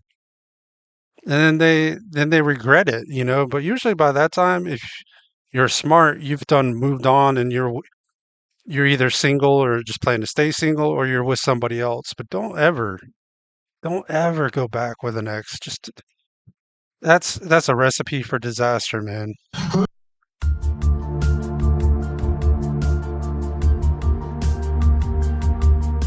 Isn't that your husband? And your daughter is my so you're gonna see my face for the rest of your life. Despite his tears, Abu Laban could not convince the jury he was innocent, especially not when he does this. Oh, get the I'm not gonna tolerate this. During cross-examination, Abu Laban could barely contain his anger. You were looking up trash cans because you wanted to hide some bodies, correct? I'm sorry. You're out of your mind. You were also researching teen porn videos, correct? What? What did you just say? That's what you were researching, correct? Say it again? Teen videos. You're out your mind. That's crazy. On October 19th, you were researching Sean Torres, correct? Show me the teen you just said. You want to paint me as some kind of child molester? Show me show me. What you just said. I've never seen that in the Discovery. I've been incarcerated 3 years. You never showed that to my team. Where did you get that? It's in your phone. Show it. Obviously, his Yeah, man, dude. That's the worst thing you can say, man. If you want to make a guy if you want to get hurt, call a man a child molester that ain't a child molester. You're gonna get hurt. So I could tell there that he wasn't having none of that. He don't seem like the type anyways. conviction wasn't enough to convince the jury. We, the jury in the above entitled cause, find the defendant, Ali Nasser Abu Laban, guilty of the crime of murder in the first degree.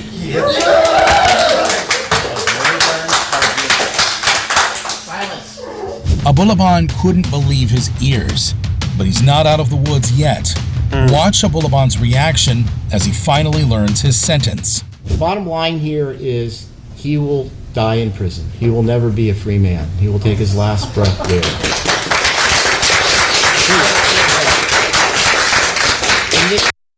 What's he so upset about, man? He killed them. He should have just kept his emotions in check, man. That's why I say, man, just stay away from the bullshit, man. And if you are in the middle of a relationship and it goes to shit, just walk away, man. Please. Abu Laban's strange courtroom behavior didn't earn him any sympathy points from the jury. But what happens when a defendant gets into a fist fight with the courtroom security guards? Like in the case of Anthony Matthews, who's in court facing traffic violation charges in Dayton, Ohio. Matthews, representing himself, constantly interrupted the judge during proceedings. I do not care to take part in fraud, not at all. When the judge threatened to hold Matthews in contempt of court, things got violent. Dang. Matthews got into a fight with the deputies, and soon he started throwing punches.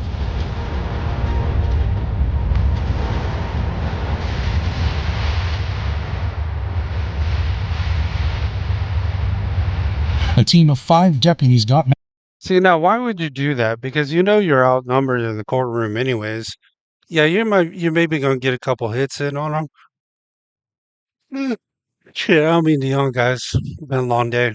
But, yeah, you're going to get a couple hits in on them, but they're going to tase you. Matthews under control, but not without some injuries. The next day in court, Matthew appeared with a swollen eye, but he had a surprising change of heart. Yesterday's proceeding was an error on my behalf. Totally, I take full blame for my actions. Because of Matthews' sincere apology, the judge mercifully sentenced him to probation and time served. Exchanging punches with the guards is one thing, but what happens when a defendant leaps over the podium to attack their judge? Yeah, I've seen this one. Like in the case of Deobra Redden, who's facing battery charges in Las Vegas, Nevada. Arrested after picking a fight with police officers, Redden tried to convince the judge to let him go. So basically, I would like to tell the courts everyone here, like, based on my criminal history, like, I feel that, like, I shouldn't be, like, sent to prison for a second time. Redden truly expected to walk free, but Judge Holthus had other ideas. Have you looked at your criminal history? Have you looked at your criminal history? I've actually just, I looked at it. I mean, you lived it, I suppose. I just looked at it, yeah. Yeah. This is the moment Redden learned his sentence. I appreciate that, but I think it's time that he gets a taste of something else because I just can't with that history. In accordance with the laws of the state of Nevada, this court... Oh! Yeah, he leaped over like Superman. Let's rewind. I appreciate that, but I think it's time that he gets a taste of something else because I just can't with that history. After that, it takes a moment for her Hey, words what's up, to Marie settle Smith? in. Appreciate you but following. once it does, Redden explodes. Redden leapt over the podium, dragged Judge Holthus to the ground, and continued beating her, even as court employees rushed to her aid.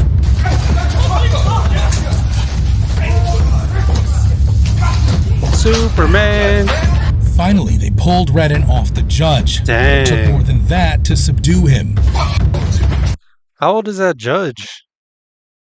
She looked like she's probably maybe in her 60s.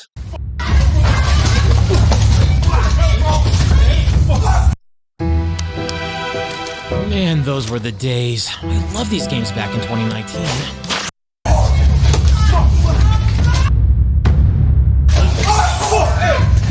Redden punched the employees, and the employees punched back. Meanwhile, Judge Holthus is still on the ground. Damn.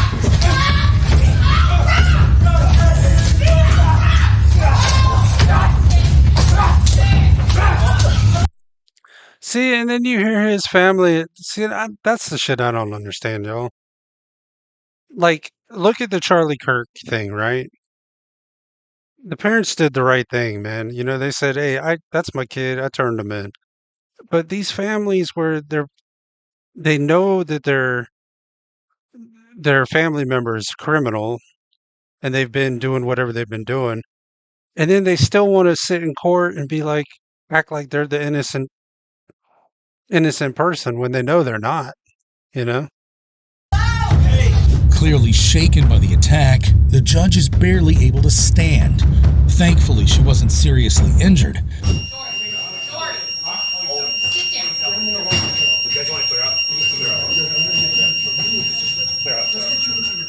Dang. But that's not the last she would see of Redden. The next time Redden appeared in court, he was in a spit mask, handcuffs, and boxing gloves. Surprisingly, Judge Holthus stayed on the case, and she was about to announce Redden's sentence. All right, that being said, in accordance with the laws of the state of Nevada, this court does... Yeah, see, and even though he was going to go to prison, he could have got a lesser sentence. But now that, he did that to her, that's going to make his sentence way, way worse. Now sentencing 19 to 48 months in the Nevada Department of Corrections. Redden got up to 4 years for the original crime. As for his attack, that sentence has yet to be released. Redden's actions may seem shockingly violent, but how can that compare to a defendant who left his victims in a pool of their own blood? Like in the case of Bampumim Teixeira, who's charged with home invasion, kidnapping, armed robbery, and 2 counts of first-degree murder in Boston, Massachusetts. On May 5th, anesthesiologist Lena Bolanos walked into her Boston penthouse, unaware that she and her fiancé were being stalked. Tonight, two doctors murdered inside a luxury South Boston penthouse identified. 49-year-old Dr. Richard Fields and 38-year-old Lena Bolanos, both anesthesiologists. They were killed last night. Friends of the victims called police after receiving text messages saying, "Call 911, gunman in house," and other worrying statements. Police got there quickly, so quickly that they caught the murderer still at the crime scene. The officers encountered that intruder, turned out to be Texera, in a darkened interior hallway. The officers believed that this assailant either pointed or fired a weapon at them in this dark hallway. Officers returned fire, shooting Teixeira in the hand, abdomen, and leg before handcuffing him and taking him to the hospital. Barely conscious in his hospital bed, Teixeira was formally charged with the murders. Count 1, charge of murder, with the alleged victim being Richard Field. Count 2, the crime of murder, the alleged victim being Lena Bolanos. In court, though, he displayed more of an aggravated demeanor. You better hope I never get out of jail. Is if I go your wife. Your wife is getting. If that wasn't bad enough, Teixeira then did this. Screw your wife. You want to know his last words? Be quiet. He said no. Be quiet. You would have died all the way or die inside. Any please let him out of here. Get him out of here. Teixeira was forcibly removed from the courtroom. Meanwhile, the victim's family members broke down.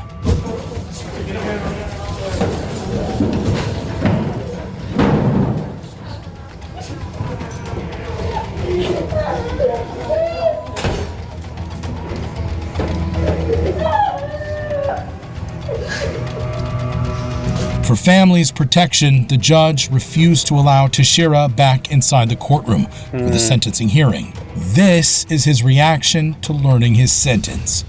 Offense 001, charging murder in the first degree. The court, in consideration of this offense, orders you committed to the Massachusetts Correctional Institution at Cedar Junction for and during the term of natural life without the possibility of parole. Teixeira will serve a double life sentence for his crimes. Teixeira's lawyer tried... See, I don't understand that, though. Why do they say double life or 1,000 years, 4,000 years? Like, just say life. You know? Like, is that supposed to make it the family feel better? To say, like, 3,000 years, you know? In vain to keep Teixeira from ruining his own case. But how does that compare to a prosecutor who does their job so badly that the judge has to step in? I was astonished when you began your examination by commenting on the defendant's post-arrest silence. That's basic law. It's been basic law in this country for 40 years, 50 years. I have no idea why you would do something like that. Like in the case of Kyle Rittenhouse, who's charged with 5 counts of homicide in Kenosha, Wisconsin.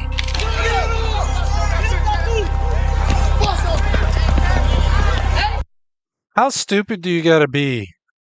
You know, I never understood this. I remember this case. He didn't go down there looking to kill people. He went down there trying to protect the businesses because they were letting people just run around and break into people's businesses and homes. So he went down there to try to protect. And then how stupid you gotta be? You know you got a dude that's carrying a rifle and you're chasing him down and hitting him with skateboards and shit. That don't make much sense.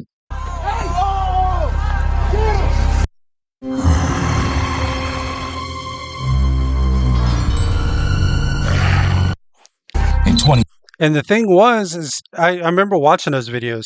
He tried to restrain himself, even though they hit him with the skateboard and they were still hitting him. He tried to restrain himself, but when he fell on the ground and he had no other choice, that's when he started popping them. 17-year-old Kyle Rittenhouse joined a racial justice protest in Kenosha, Wisconsin, armed with an assault rifle.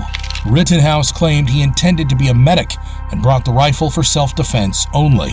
However, he quickly realized he was out of his depth and ran toward police to escape the fight. Then, he claims protesters followed him, threatening to get him. That's when he fired the gun. Get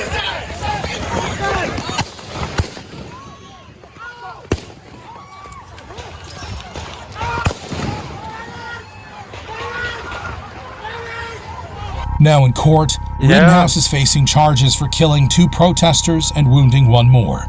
His attorney painted a perfect picture of self. Yeah, he ran. I mean, he was running.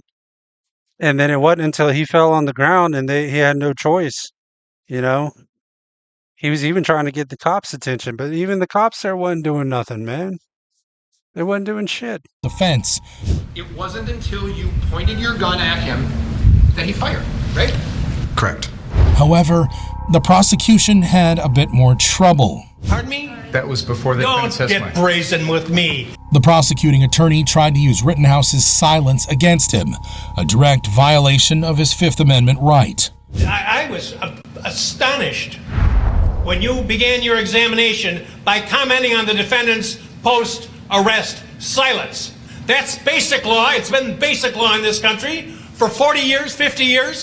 I have no idea why you would do something like that. But instead of admitting his mistake, he insisted the judge was the one in the wrong. First of all, Your Honor, this was the subject of a motion. I'm well aware of that.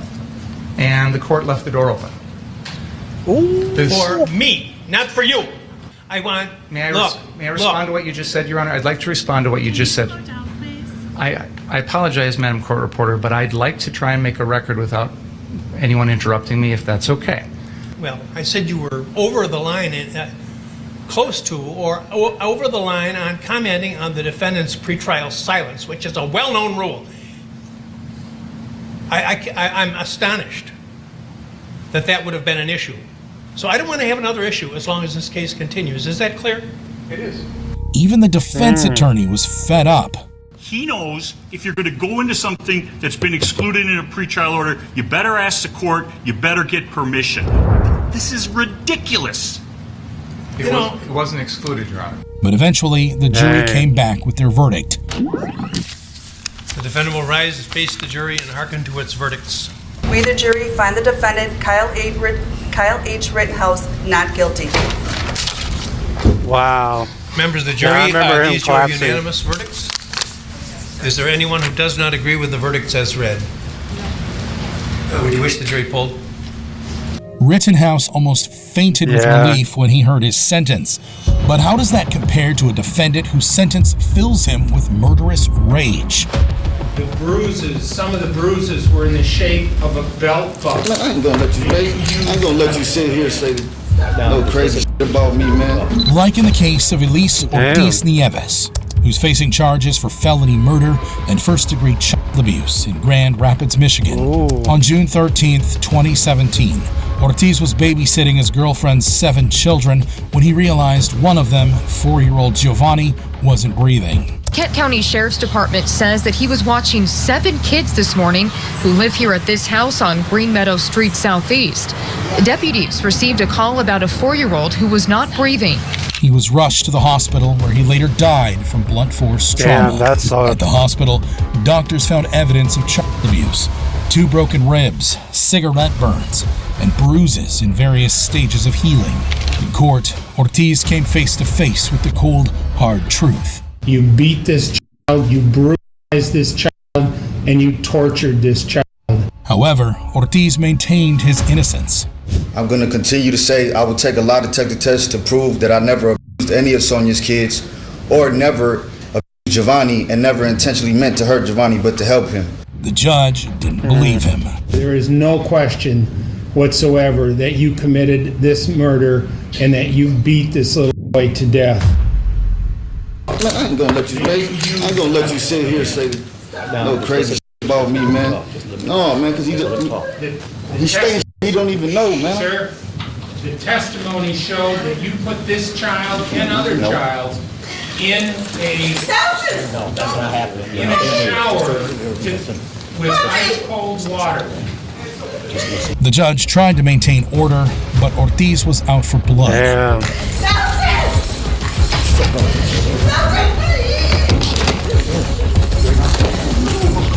It took 3 deputies, but Ortiz was eventually overpowered.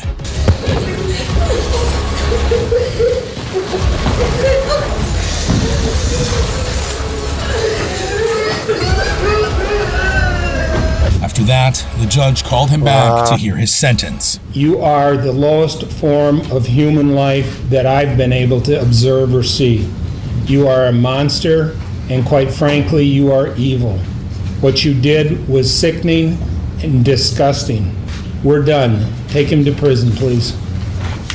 Ortiz was sentenced to life without parole. In a twist of fate, Giovanni's mother was also arrested for failure to protect her children from Ortiz's abuse and for lying on the stand about the lack of violence in the home. My first charge is perjury.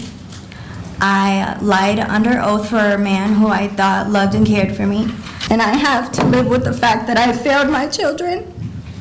I wanted to apologize to my family, my children, my lawyer, and the court. She seemed remorseful, but that all changed once she was actually put in jail. And everybody knows me as a person, knows I'm a great parent, so I don't care about what any... Yeah, that's usually how it goes. Yeah, they put on the pouty face, and then once they're away or they got their sentence or whatever, then all of a sudden their tune changes real quick. Everybody has to say they're just trying to make an example out of me. You a good mother? Of course. I work 3 jobs to support my children with no assistance. She will serve 5 to 10 years in prison. These evil parents' courtroom behavior was despicable. But what happens when a defendant calls their judge a slur? Here, once you get it, we'll thanks. Is there something that you wish to say to me? No, it's my brother. Like in the case of Adam Satterley, who's facing drug charges in Louisville, Kentucky. Satterley was in court again after breaking the conditions of his bond. Then Judge Stevens revoked his bond, prompting this outburst. Taking into account deposit 5,000, 10%. You want Vaughn return to you. I've signed this order here. Once you get it, then we'll get it. Thanks. Judge Stevens immediately called Satterley back in. Is there something that you wish to say to me? No, it's my brother. Oh, was that to your brother? Because Yes, I sir. heard you say a racial epithet. No, I didn't mean it like that. Oh, you didn't mean it like No. that? Well, I'll tell you what. I'm going to hold you in contempt of court for having said that. And you don't speak those words in here. Yes, and sir. that word particularly, Yes, you sir. don't use that word. I'm going to give you 60 days for having used that word. Hold you in contempt right now for having done it in this courtroom. It's disrespectful. Don't ever do it again. Judge Stevens sentenced Satterley to 60 days for contempt. After spending his first night in jail, Satterley seemed to have a change of heart. Have a change of heart. I apologize. It wasn't intended for you. I was mad at my brother, that's all it was. All right. Well, you can have a seat. But would the judge accept his apology? I don't know how it could be directed at your brother, but at any rate, I accept your apology. I'm going to credit your time served at this point, and you will be returned to your previous bond, 5,000, 10%. The judge dropped the contempt charge and placed him on a new bond, $500. Satterley barely avoided a prison sentence. But how does that compare to a wife killer who taunts his victim's family in court? Shame on you, Cheryl. Shame on you, Cheryl. Mr. Deputy. You know what? I've had enough. You cut her throat twice. You stabbed her 8 times. You cold-blooded fucking killer. Like in the case of William Denby Jr., who's charged with felonious assault and murder in Columbia Station, Ohio. On August 11th, 2011, prison guard William Denby called 911. You know, if somebody was to stab my family member, or kill my family member for that matter, I don't think I would be at the courtroom, but I know I would do something stupid. I would have to get some hits on whoever that person was. I'd be so furious. So people like that, I understand it. I get it. Yeah, I killed her. You killed her? Yeah. Who did you kill? Send somebody. 14900 Cowley. Who did you kill, Denby? My wife. Denby claimed that he came home from work, got into a dispute with his wife, and stabbed her with a military-grade knife. Dang. She fell through a second-story window while attempting to escape. Then, Denby went to the backyard, where she fell and continued stabbing her. Hey, you're white at 14900 Cowley Road. So he just said he had enough of it. So that's what I'm saying, man. You never know. You got to be nice to people, man, because you never know when they're at their breaking point. And everybody says they don't have that in them. I think everybody does have that in them. There's that one thing that would have to happen that they trigger, and then they just go off. That's why I say you need to be respectful to everybody, because you never know what that person's capable of, nor do you know if that's going to be the last trigger for them. You know, they might be just at that moment, they're just ready to, they're just all in, you know? They got a fight? You want like almost a beating, yeah.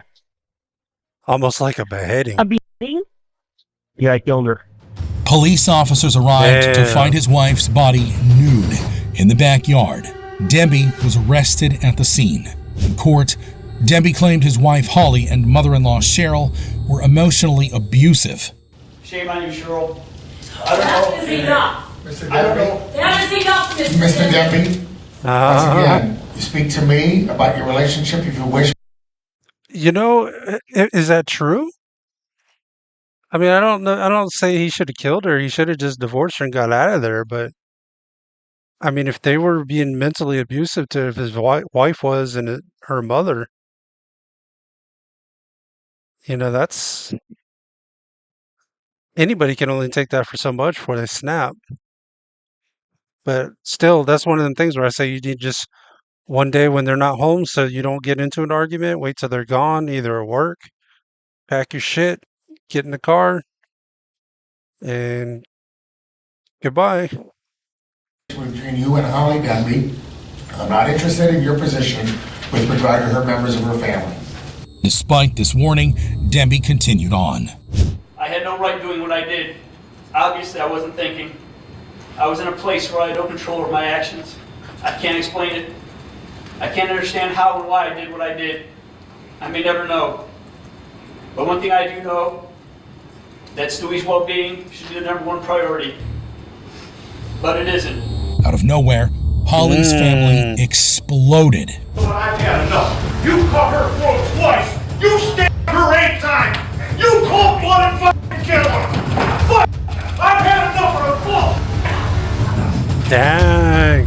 Despite the commotion, Demby was unfazed. In the end, the judge sentenced Demby to a total of 20 years to life.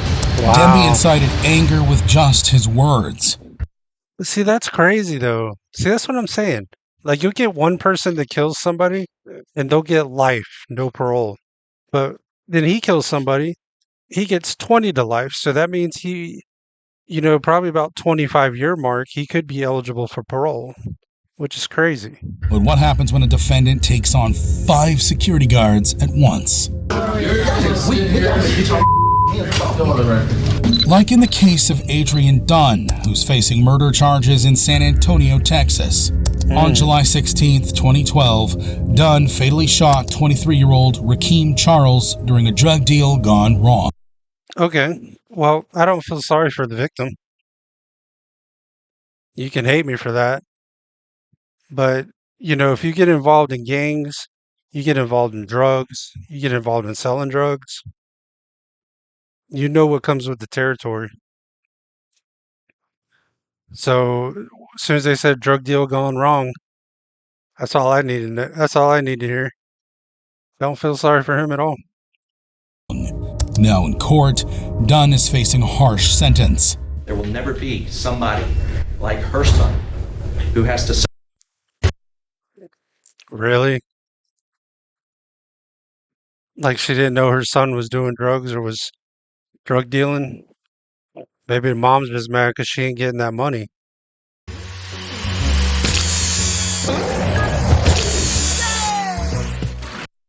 In this family who has to suffer because of the defendant. And that's why we're asking you for a life sentence. Dunn was shocked at the request, but that's nothing compared to his reaction to learning his sentence. The judge sentenced Dunn to life in prison. Dunn, in disbelief, refused to accept the verdict. He fought with deputies, pleading for his freedom, but it was no use. Come on, man, y'all. 100 of y'all. Dunn exploded after getting an unexpectedly harsh sentence. But how does that compare to a defendant who says he's Don't too do the handsome crime to if be you on can't trial? do the time. A young gentleman like me, young, charismatic, and fetching in these county blues, why would I be subjected to competency hearing or to evaluation while I'm clearly cognate? Like in the case of Jimmy Carter Dang. Kim, who's charged with kidnapping, Boy, he's self-confident, sexual huh? exploitation of children, and possession of child pornography in Las Vegas. In November of 2015, Kim's Oh, those are not good charges, y'all. Well, you get killed in prison for shit like that. Not good charges. spotted a 15-year-old walking to her friend's house. He pulled up to her in a white van, kidnapped her, and held her hostage in his house. He gave her a bucket, barely any food, and had a camera recording her at all times. After a month of starvation and sexual abuse, she escaped to a nearby gas station and called the police. In court, Kim's lawyer tried to test him for insanity, but Kim refused to talk with doctors. Dr. Paglini was unable to make a determination because the defendant refused to participate. Motion? Once he realized his mistake, however, he tried backpedaling. Your Honor, can I have a say? Pardon me? Can I have a say in this? Well, I tried to give you a say, but you refused to talk to the doctor. Because I don't see what the relevance of me, why is my competency in question? Because your lawyer challenged your competency or questioned it. My lawyer is going against my will. He's going against my choices. He's not notifying me or informing me of any of these things. Fed up with Kim's excuses, Wow. the judge laid things bare. But Nevada law isn't what you want it to be. It is what it is. And Nevada law is once your competency is raised as an issue, then two doctors have to say you're okay. I understand that, but with legitimate reasons. And one doctor says you're not okay as far as competency legally, and then another doctor says you refuse to talk to them. So I appreciate that you don't agree with Nevada law. I apologize that you don't agree with it. It doesn't really matter whether you agree with it or not. That's when Kim changed his strategy, to the shock and entertainment of the court. Well, can I ask you something? A young gentleman like me, young, charismatic, and fetching in these county blues, why would I be subjected to competency hearing or to evaluation while I'm clearly cognate of everything I'm doing? Now sporting a British accent, Kim told the judge he was too fetching to be in chains. If only fetching were the standard, I'm not going to argue with you. I appreciate and respect that you don't agree with Nevada law. I respect that. I respect you. In the meantime, you're going to Laser Stein. Thank you. Kim's strategy didn't work, but he didn't drop the accent. State versus Eldrion C31328. Rubbish. Kim tried to use a non-existent face card and a phony British accent to get out of jail.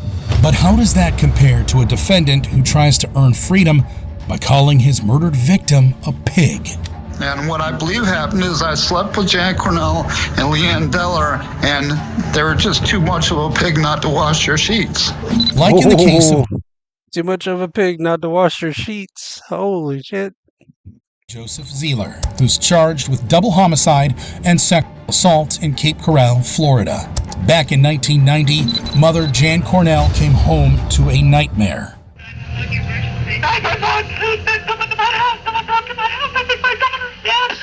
Oh my God, please hurry. Man, please just calm down with me. Oh my God, Her 11-year-old daughter, Robin Cornell, and Robin's babysitter, Lisa Story, had both been brutally sexually assaulted and murdered. The only clue? A stain on Robin's bedsheets. For 20 years, the crime went unsolved until we got him. Zeeler was arrested on an unrelated charge, but when police put his DNA in the system, it came up a match.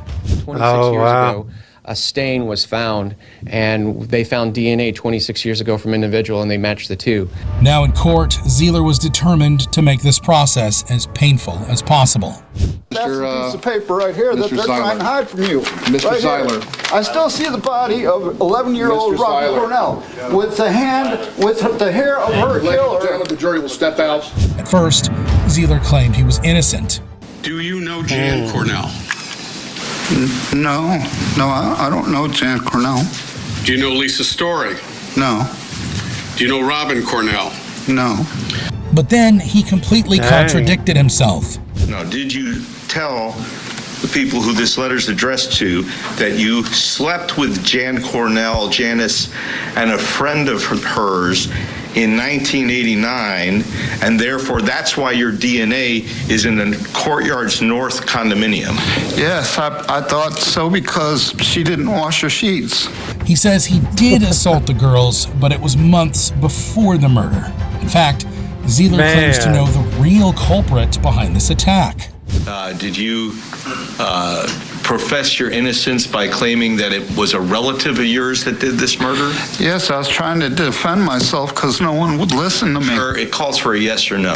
Did you, in the letter, profess your innocence or allege your innocence by saying that a relative of yours had done these murders? Yes. Then things get even worse. And what I believe happened is I slept with Jan Cornell and Leanne Deller, and they were just too much of a pig not to wash their sheets.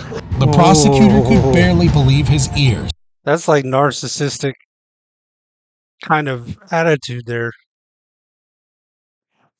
They were just too much of a pig to wash their sheets. Damn. Your DNA would have still been there 5 months later. Yes. And that's because they're pigs and they don't wash their sheets, right? Exactly. You know that? Well, I assume that. Just like you're assuming that But just so the record's clear, when I said they're pigs and they wash their sheets, that's what you said. Absolutely. After that ruckus, it was time for Zeeler to learn the jury's verdict. At least 8 jurors recommend that Joseph Adam Zeiler should be sentenced to death.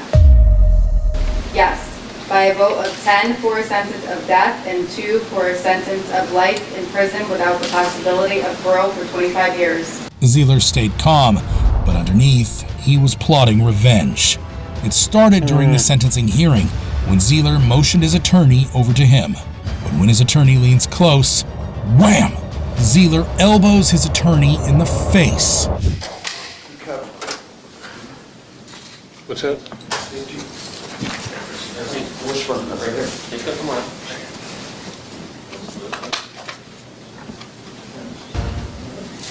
Zeeler is tackled to the floor.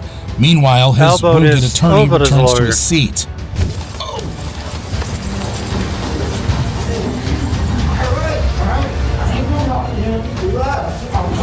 you okay? I'm fine. I used to box. I've taken a lot better shots than that. Calling the victim's mother a pig is bad enough. He's just How mad can 'cause that he got compare caught. to calling the judge a bitch?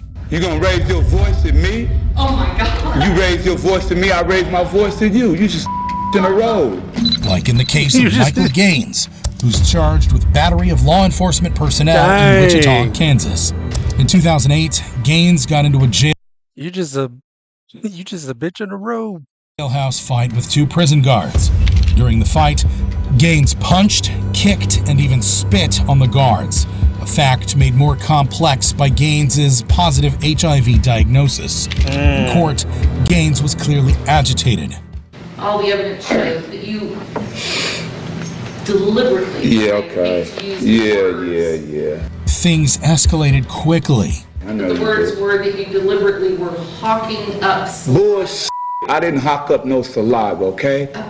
That's bullshit, and you're gonna believe those lies. That's what I'm talking about, deputy. Hey, what's up, RTVR? Appreciate you stopping in, man.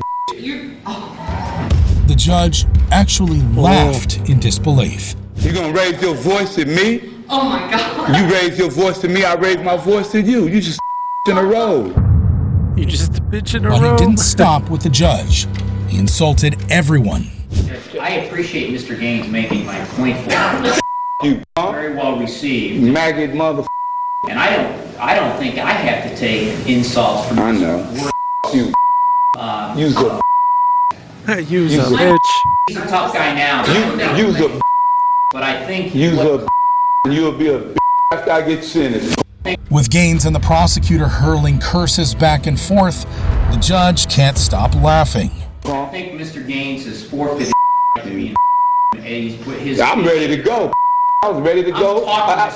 You punk. Then This is Dang. your ship, once a beacon of hope, now a wreck buried in alien soil. Well, I mean, if shot you ain't down got nothing to Things lose. quickly sour. I'm talking courtroom. Take out of the courtroom. He's a maggot. Yeah, you're a tough guy. He's a maggot.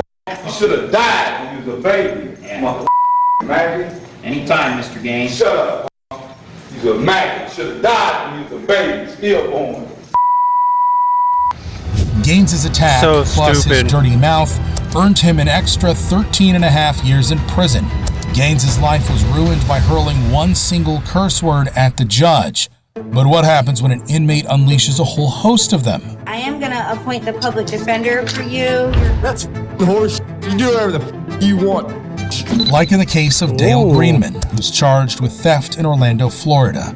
Greenman was arrested after stealing Gatorade, a pack of cigarettes, and a lighter from 7-Eleven. His bond was set at $250, but he's in court hoping the state will have an even better offer.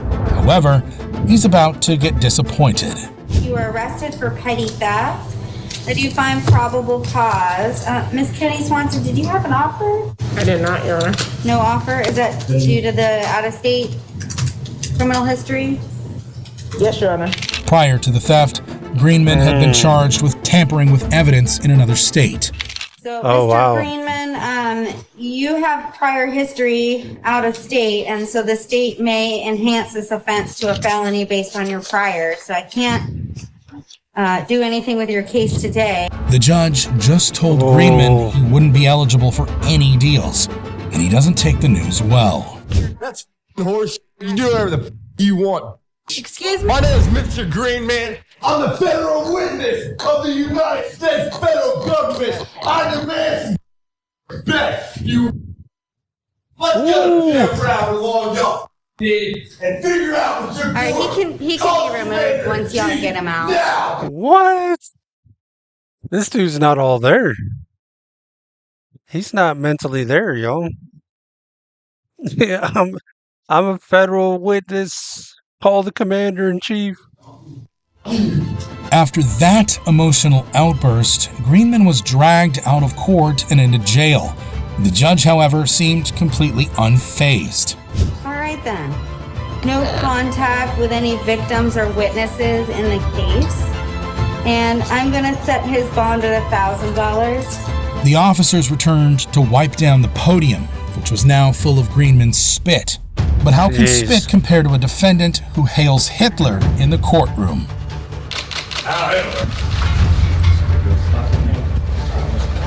Hail Hitler.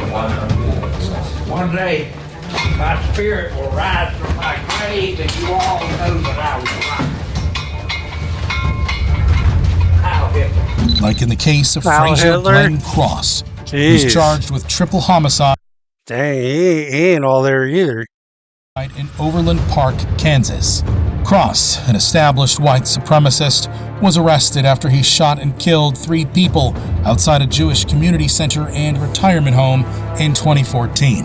He Wow. killed 53-year-old Terry Lamano, 69-year-old William Corcoran, and his 14-year-old grandson, Reet Underwood, none of whom were Jewish.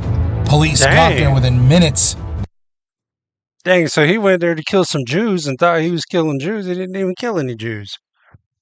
And then he's talking about Hitler. Dang. But it was too late. Now in handcuffs, Cross faced the ultimate punishment, the death penalty. However, he wasn't scared. I spent 20 years in the Army. 2 tours in Vietnam. Let me tell you, Mr. Miller. Stop. I earned the right of speech. Stop. Freedom of speech. Stop. So you a damn whore for the damn Jews. Ooh. Sitting down judgment. You are a damn whore for the Jews. Don't take a break. Cross was thrown out of court, but when he came back, he said something even more unhinged. The state must prove my criminal intent. I submit that I had no criminal intent. I had a patriotic intent to stop the genocide against my people. He even said he regretted his actions, but not for the reason you think. Dang. Yeah, he didn't regret.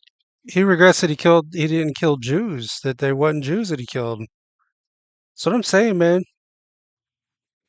You got people that think like this.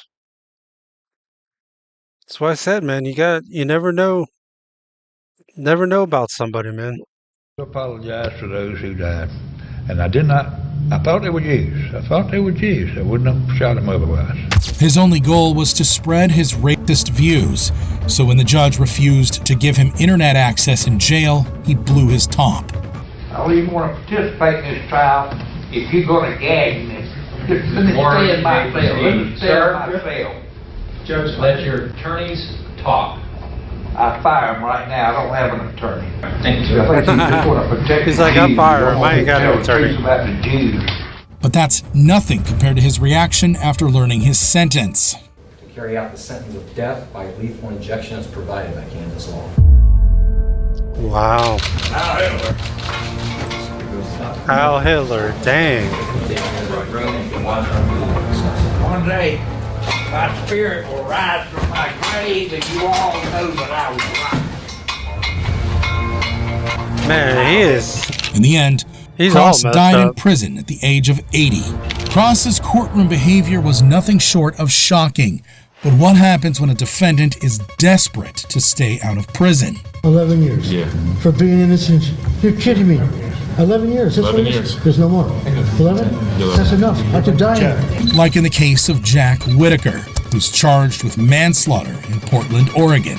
In April of 2010, Jack Whitaker was high on meth when he crashed into the car of Kayla Wilson, who was 5 months pregnant.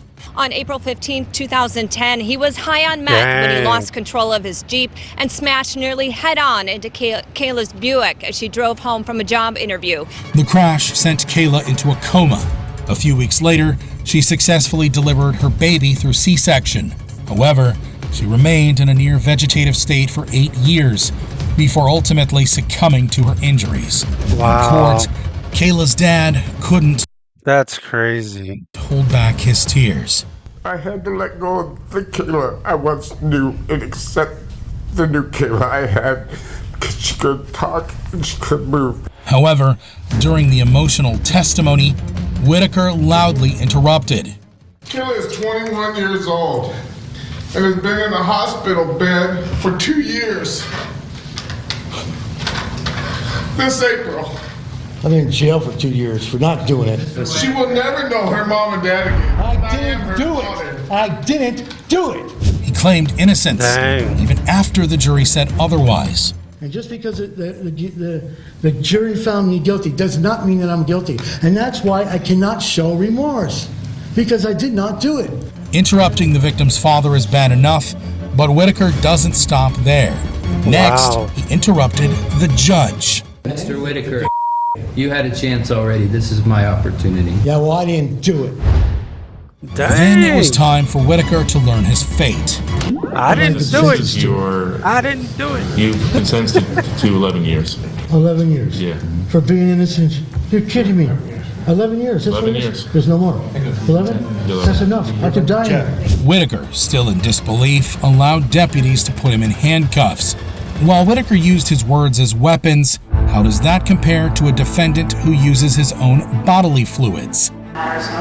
What? I have any further proceedings, or I have to see you for one further setting. Set for the mayor hearing next week.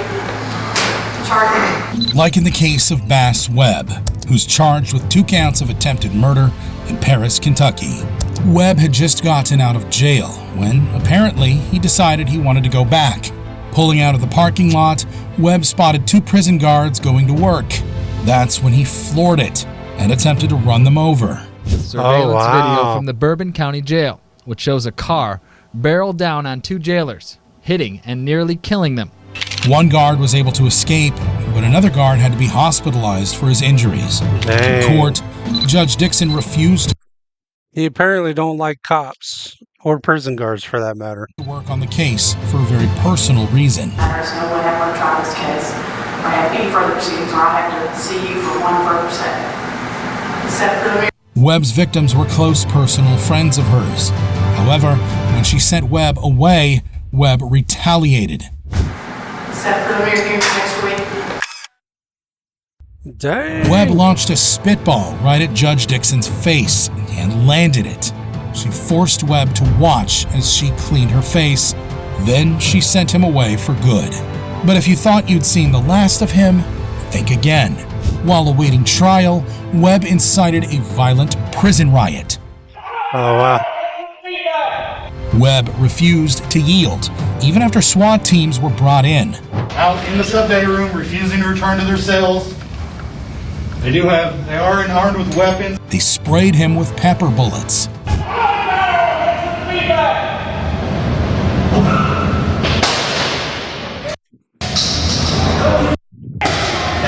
But that only made things worse.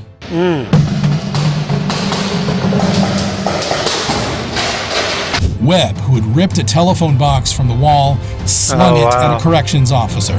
Eventually, SWAT teams sprayed tear gas to scatter and capture the rioters. After Webb was subdued, a new judge finally revealed Webb's sentence. I will accept the jury's recommendation of 5 years on count 1, enhanced to 15 years pursuant to the persistent felony offender first degree. Webb was sentenced to 15 years for the riot and another 37 for the attempted murders. Webb's bad behavior made his judge drop the case. But how can that compare to a judge who screams at the defendant from the podium? You were relentless. You stabbed, you stabbed, you stabbed, you stabbed, you stabbed until he was dead. Like in the case of Camilla Gamet, who's charged with first-degree murder in Jackson, Michigan. Gamet was arrested in the vicious killing of her boyfriend, Marcel Hill. According to the evidence, she bludgeoned Hill with a floor lamp, frying pan, a nightstand, and a large knife. Hill later died from blood loss. However, what do you even see in her anyways? She looks... I don't know, she's not exactly a 9 or a 10, not even a 6.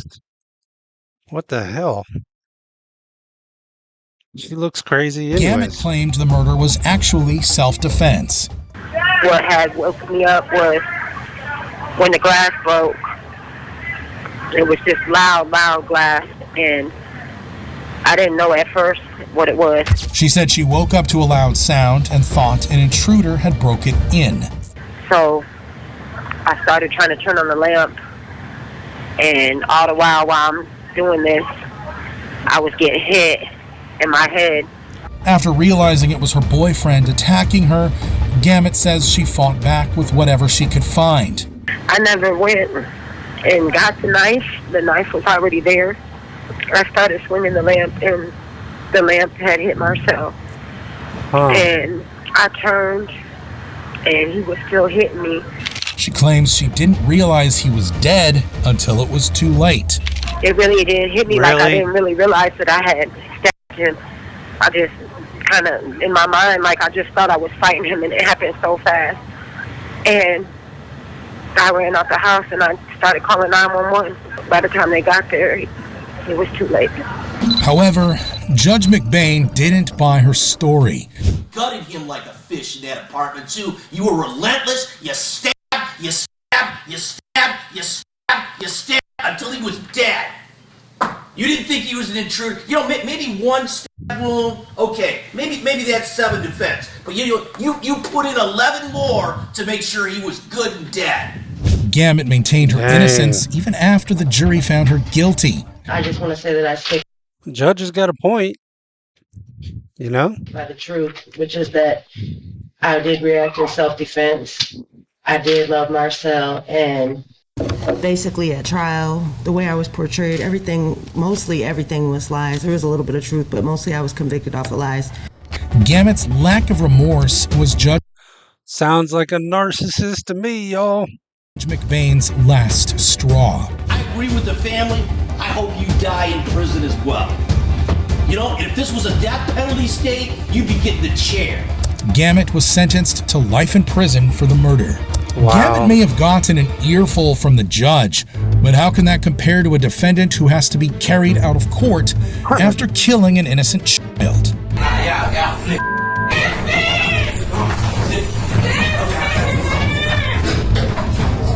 Like in the case of Desmond Jones, who's facing charges of engaging in organized criminal activity in Dallas, Texas. In 2017, a high-ranking member of a rival South Dallas drug gang stole thousands of dollars worth of marijuana from Jones's house. In retribution, Jones and a group of gang members kidnapped 13-year-old Siobhan Rindle, a relative of the rival gang member's girlfriend, and held her for days until ultimately shooting her to death. Rindle's parents reported the kidnapping, and after finding the preteen's body, they traced the crime back to Jones. In court, Rindle's cousin said Jones kidnapped the girl for ransom. They was like, you better not get the police involved, bring us our drugs, and they hung up the phone. What did the person say? If he don't bring me back the drugs, then I'm gonna kill him. According to documents, Rindle was killed after seeing her kidnapper's face. During the trial, Jones showed no remorse. But that would all change after sentencing. The judge sentenced Jones to 99 years in prison, and Jones had a breakdown.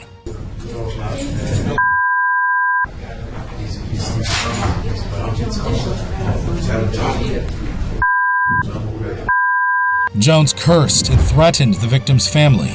Then, things escalated. Out! Out! Sit down, Jones, sit down. Sit down! At first, Jones followed the deputy's instructions, but not for long.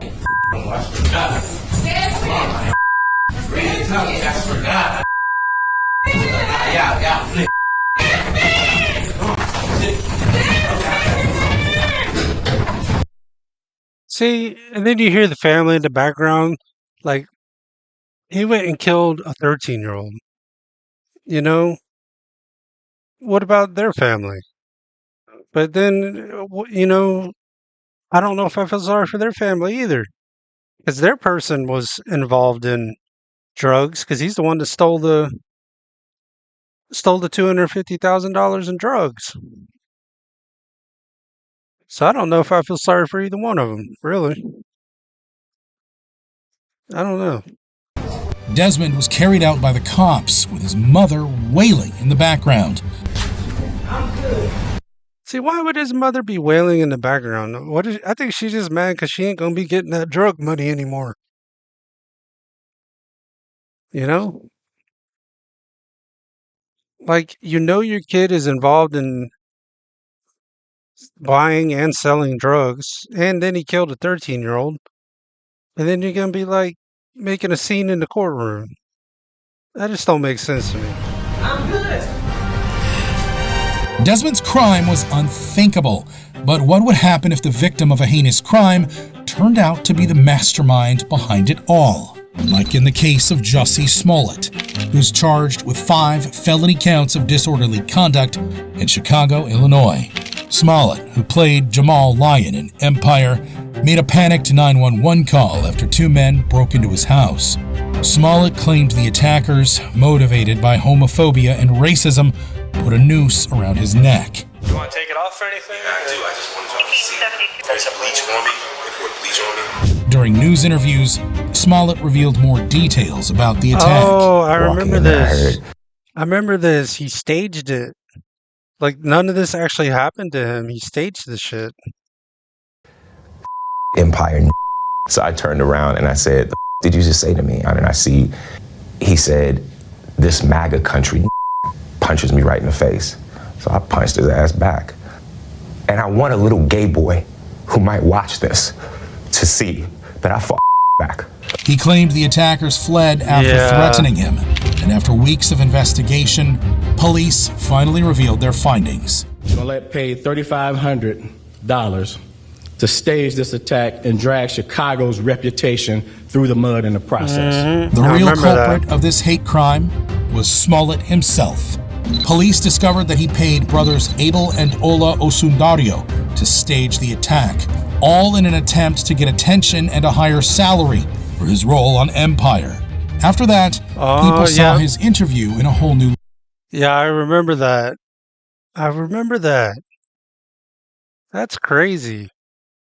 You're going to throw the whole MAGA country thing in there, throw them under the bus, throw gay people under the bus, just so he get a higher paying role? That's crazy. You do such a disservice when you lie about things like this. I still want to believe, with everything that has happened, that there's something called justice. Smollett was arrested for his And the crimes. justice came back to the him. public was shocked and outraged at his lies. But that can't compare to the outrage of Smollett's judge. Your very name has become an adverb for lying. And I cannot imagine what could be worse than that. You let that dark, narcissistic, selfish, and arrogant side come out. Whoa, man, amazing car. When did you become a millionaire? What is this for? We're trying to get advice for the young. Persisted with it for years on this case. Then, it was time for Smollett to learn his sentence. I'm fashioning the following sentence, and here's your sentence. I'm sentencing you to 30 months felony probation, and the probation is going to be to this court. You will pay restitution to the city of Chicago in the amount of $120,106. You are fined $25,000, which is the maximum fine, and you will spend the first 150 days of your sentence in the Cook County Jail, and that will start today, right here, right now. But if you thought Smollett would go away quietly, think again. No, I would just like to say to Your Honor that I am not suicidal. I am innocent, and I am not suicidal. If I did this, then it means that I stuck my fist in the fears of Black Americans in this country for over 400 years and the fears of the LGBTQ community. Your Honor, I respect you and I respect the jury, but I did not do this, and I am not suicidal. Wow. And now he's like, I'm not suicidal. If I end up dead, I'm not suicidal. If anything happens to me when I go in there, I did not do it to myself, and you must all know that. As Smollett was led away, he had one last word. I am not suicidal. I am not suicidal, and I am innocent. I could have said that I was guilty a long time ago. Smollett's fake activism may have seemed over the top, but how can that Yeah, that's a true narcissist right there, boy. compare to a defendant who tries to flip the podium? Oh, let's not. Not right now.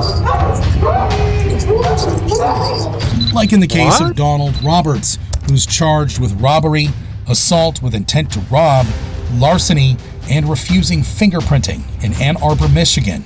Roberts, who is representing himself, had just finished complaining about the small book selection in the library jail. I think that's sufficient for the time being.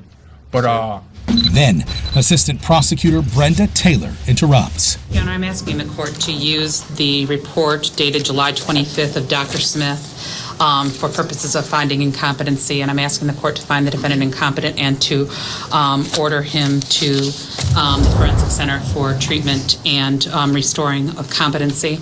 Roberts seems upset about the change in topic. I don't want to reiterate the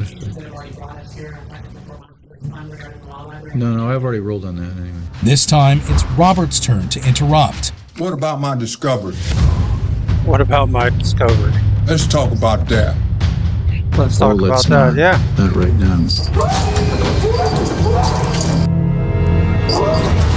What the hell did he do? Upset at the judge's dismissal, Roberts attempted to flip the podium.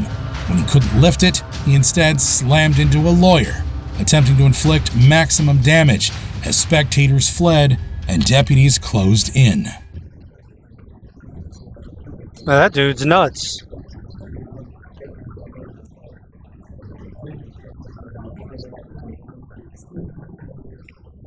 Officers quickly subdued Roberts, narrowly missing what could have been a violent explosion.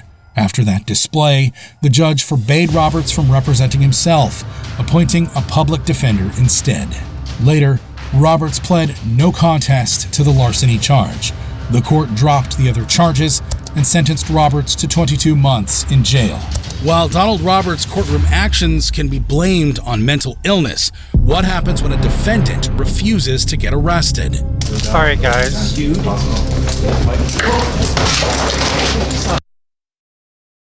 All right, I think I'm done with watching these courtroom dramas. Let's switch gears a little bit.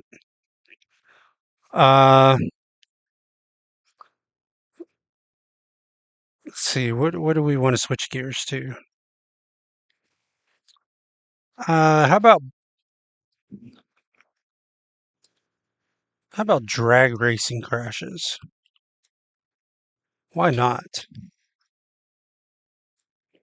Jim Hill improved version of the hit. Okay, worst drag racing crashes ever recorded. There are no fatalities or serious injuries in this video, and all the drivers from these clips. 10 scariest drag racing crashes.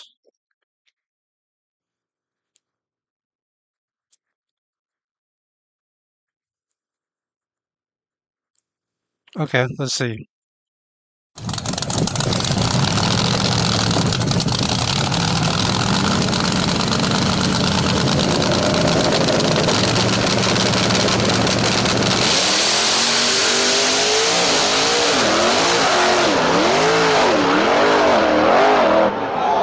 Ooh! Casey Max flipped over right in the 8th mile. He flipped up in the air and over. Oh, crap.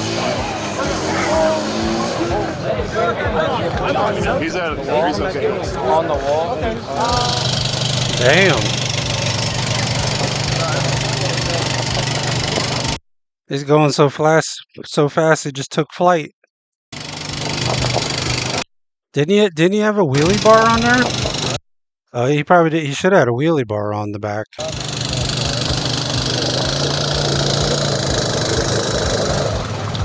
That's going to cost a fortune to fix.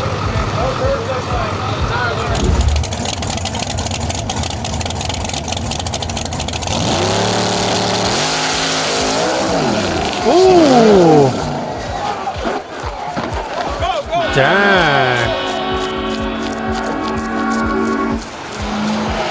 All right, he's good, guys. Oh, fuck. Dang, that's crazy. He had a wheelie bar, or he had wheelie bars on the back, but couldn't stay on the track.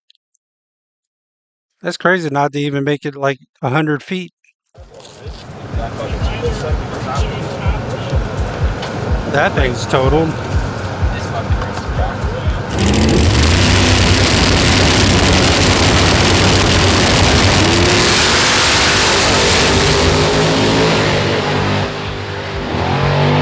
Oh. Oh, it's on fire too.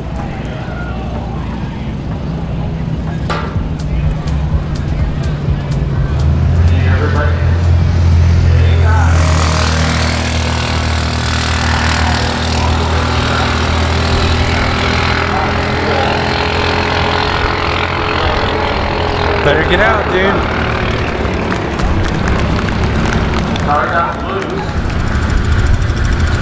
Man, that car is charred. That is not a fun feeling though, y'all. I've had that happen to me. Your boy was stupid. So I had a Pontiac Grand Prix that was a '89, and I had it all the way up until the early 2000s. Well, the fan motor, that cools the radiator, had went out, and for some reason, like the wiring had went out. So what I did is I ran the wires to the fuse box, and that worked for a while. And then it blew on me when I was going somewhere. So I didn't have the right size fuse. So the idiot.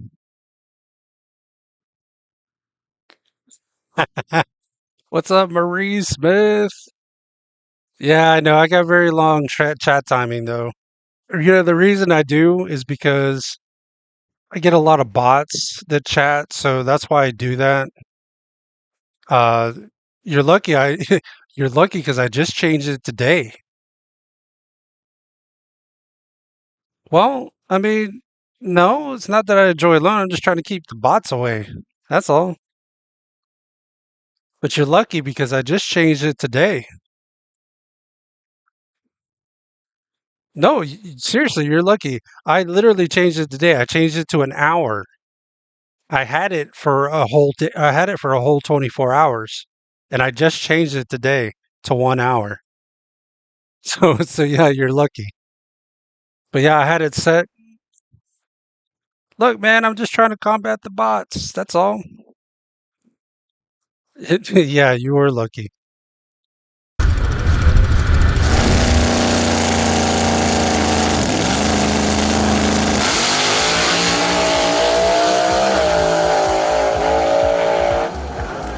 Oh. Oh, shit. Oh, shit.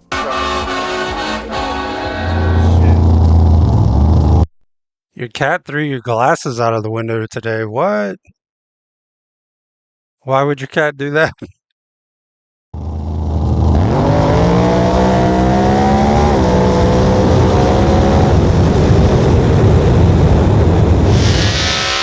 It's almost like his wheel came off. Oh.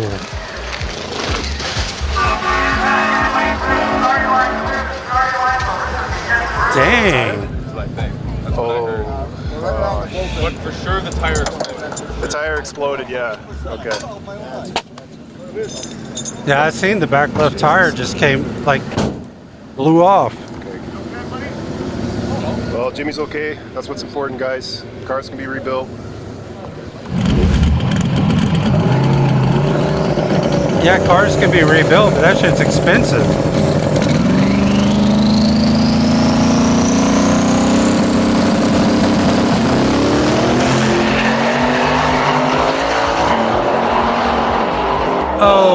Oh, right into the wall, dang. Oh my God. Get out of the way, out of the way.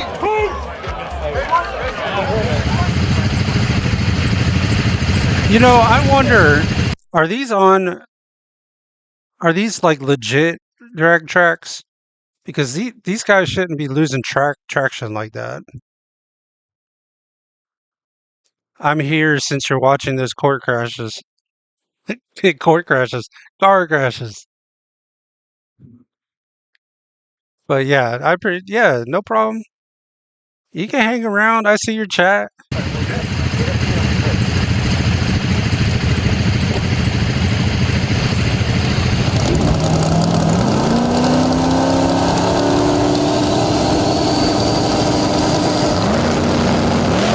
What do you mean? What do you mean? No,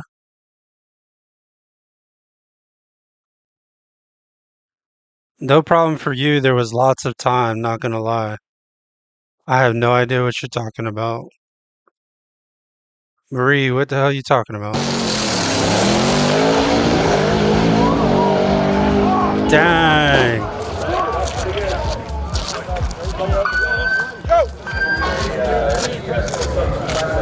Are you glad you're okay?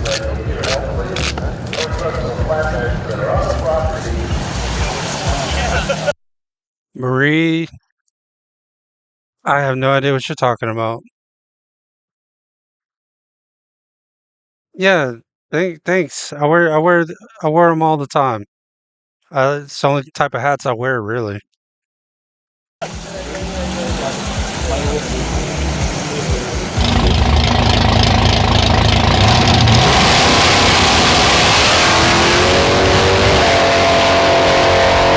Oh, shoot.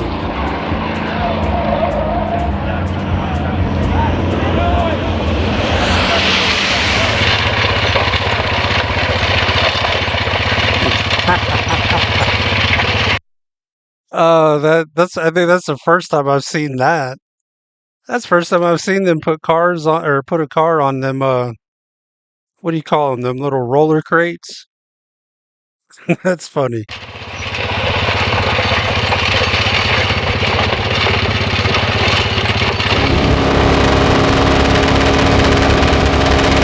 Oh, I don't like watching motorcycle crashes, y'all, because I used to ride all the time. That was also a close for the second car. Yeah, it was. What the hell? I just got a child abduction thing up, just popped up on my phone. Marion, Marion County kidnapped child. That's not good. Ooh.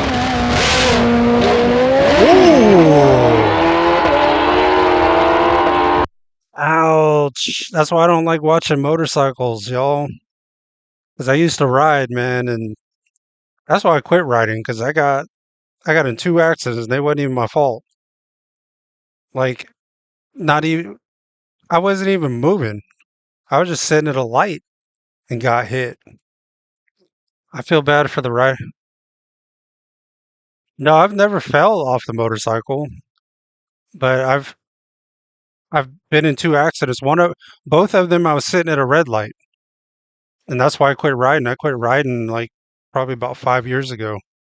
I said, man, if I want to live any length of time, plus everybody else I know that rides, they've all either fallen off and been injured like severely, or they have, or they've been in accidents and been killed. So I was like, not me. That had to hurt.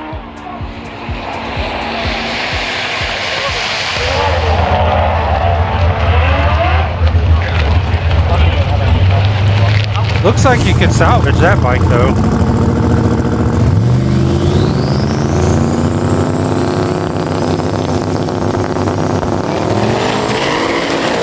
Oh. What? Like his whole axle came off. That's crazy. How does that happen? That's nuts.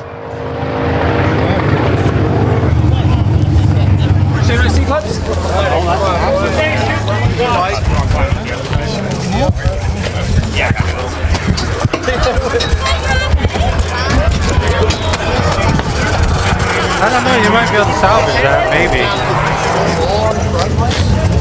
Yeah, should Mike went through the wheeler?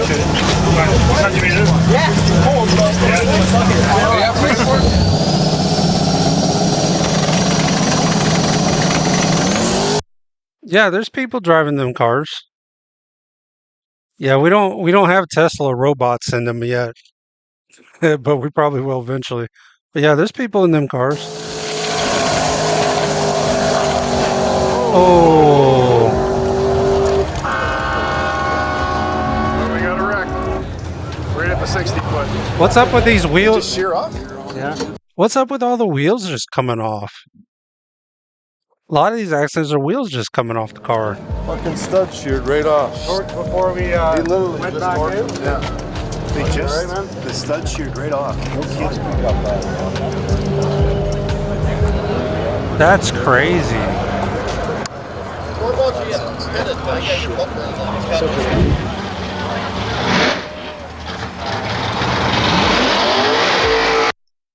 I don't know. Well, Marie, some people they get like I guess you could say they get an adrenaline rush racing cars.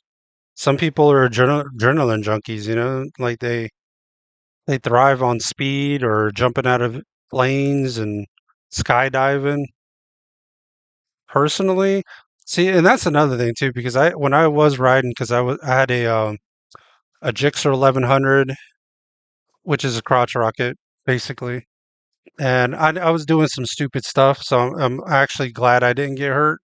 But then when I had the 2 accidents where I wasn't even moving, I was like, nah. Yeah, that's the point, though. Yeah, I get it. I get it. But yeah, some people are just like that, man. But a lot of people, they got to understand that's what comes with the territory, too. If you want to drag race, you want to skydive, there's a chance that parachute might not open. There's a chance the wheel might fall off on your car when you get up to 200 miles an hour.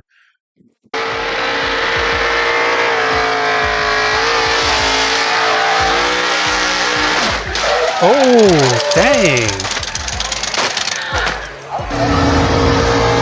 Dang, man.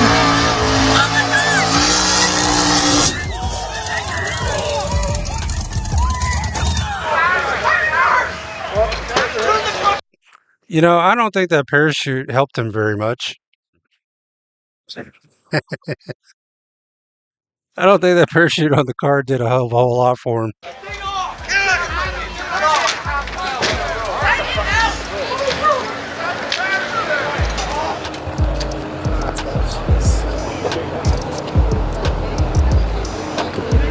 Man, that thing's total. Well, you're the track guy. You're out of your fucking head. Crap tells me. Crap is it.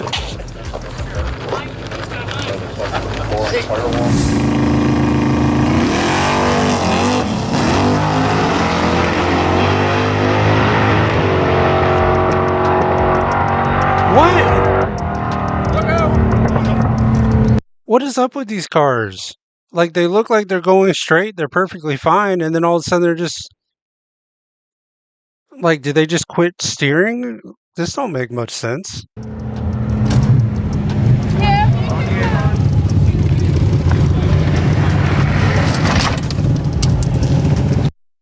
You know, that's a good point, Marie.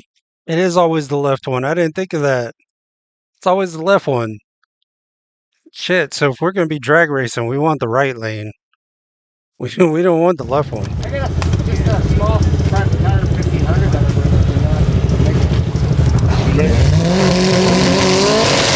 Alright, let's see if it's going to be left. Big time out of shape. He's gonna lose Oh, it. Marie, right one. Right one. That was the right lane that time. To key into the real hard.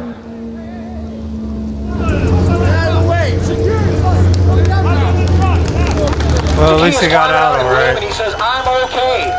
He is waving. He even bows to the crowd. Vaughn takes the win, but all anybody's doing is watching Taki.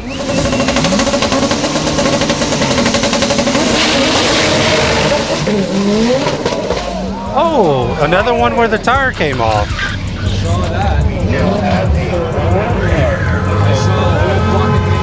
See, now that you said that, it's going to be like all right lanes from now on. Make sure that here's all right. So one thing we have to everyone stay away.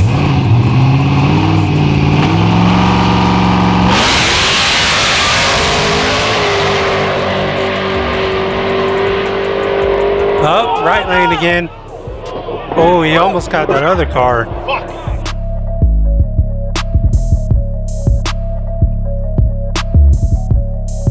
Dang.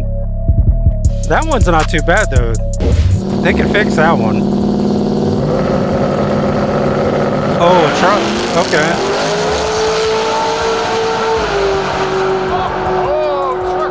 Oh no. Oh, truck getting into the wall.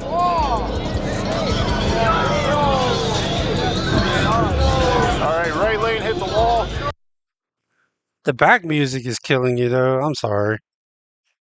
All right, let's see. I really don't want to do this. I really don't want to do this.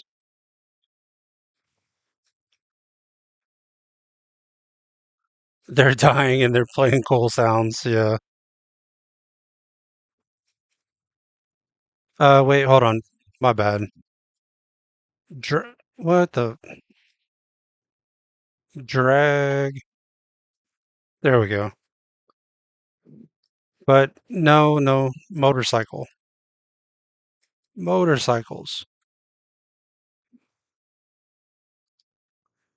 Scary drag bike crashes. I almost hate to watch these. Dang. Yeah, I listen to songs, Marie. Probably not the kind you like though. I'm more of a metal fan. I'm a metal fan. Metallica, Judas Priest, you know?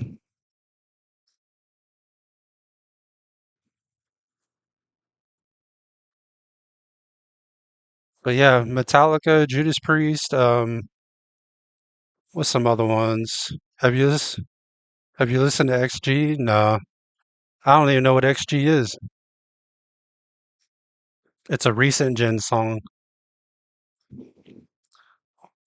Recent gen? Why you keep saying recent gen? How old are you? 50? I'm guessing by your Marie Smith 50?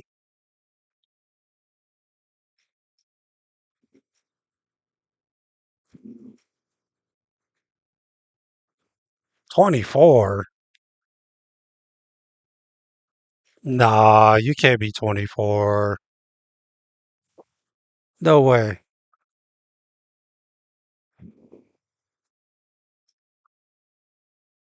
It says my taste is too trash. Well,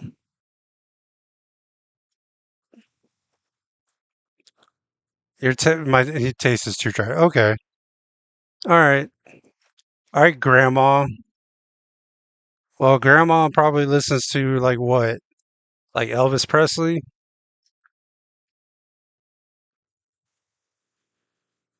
Elvis Presley, maybe some Stevie Wonder.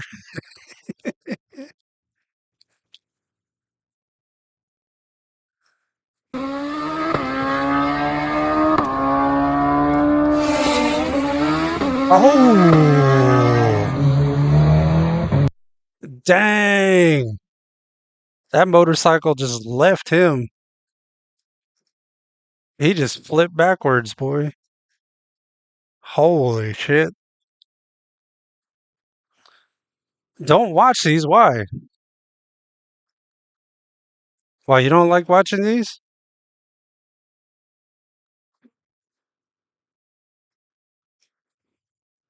It's too scary.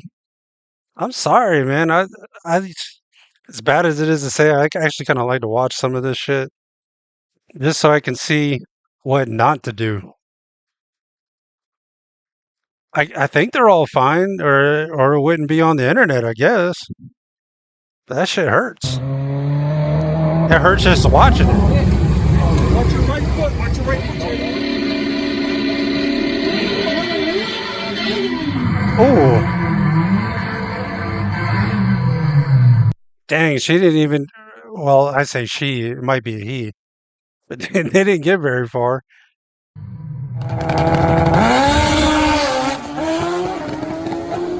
Oh. Okay. Now that's just stupid. Why in the world? The bike is already up. It's already jumping on you. And then you can see he lets off the gas and it drops. And then he hits the gas again. Why would you hit the gas if you know you're already in trouble?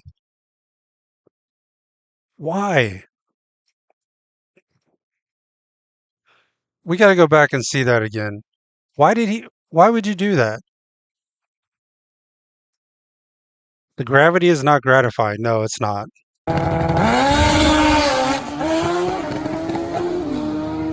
See, watch. See, why? That's what got him in trouble. When it lifted, then he let off, and then he hit the gas again.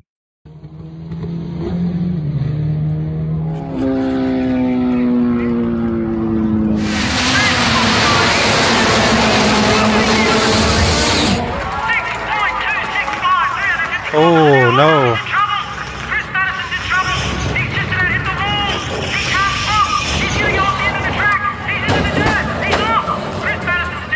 Dying. All the way to the sand pit again. Forward, 0.10 light. She's an ugly ride so far. Front wheel doesn't touch down. Oh no, big problems at Chris Matheson. That's nasty. Oh my goodness, off the bike and tumbling like a rag doll. He's up. What happened to him? He looked like he just jumped off the bike. Why'd he do that? Up on his knees. Wow, that is a tough racer. That is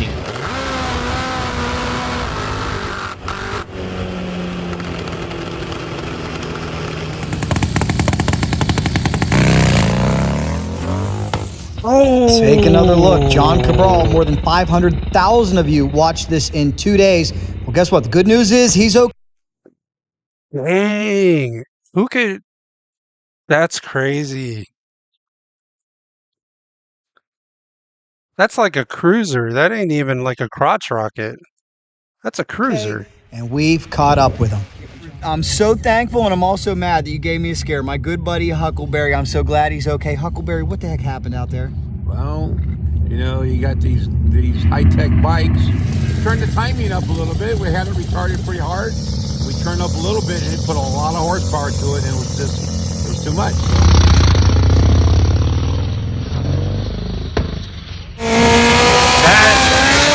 That had to hurt. I don't care what they say. That hurts. That's gotta hurt.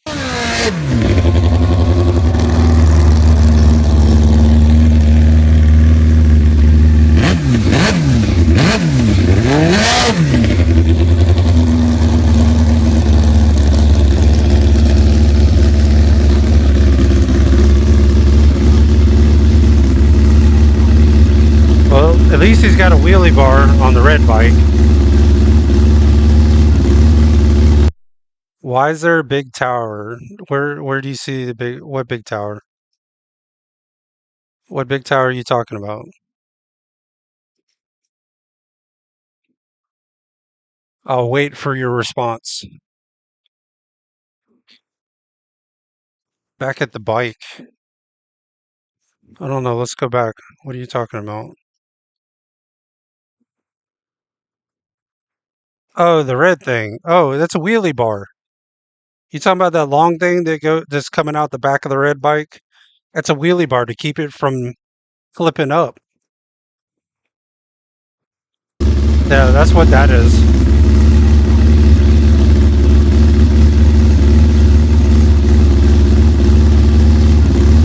You would think they would all just put them on there, but they don't all have them on there.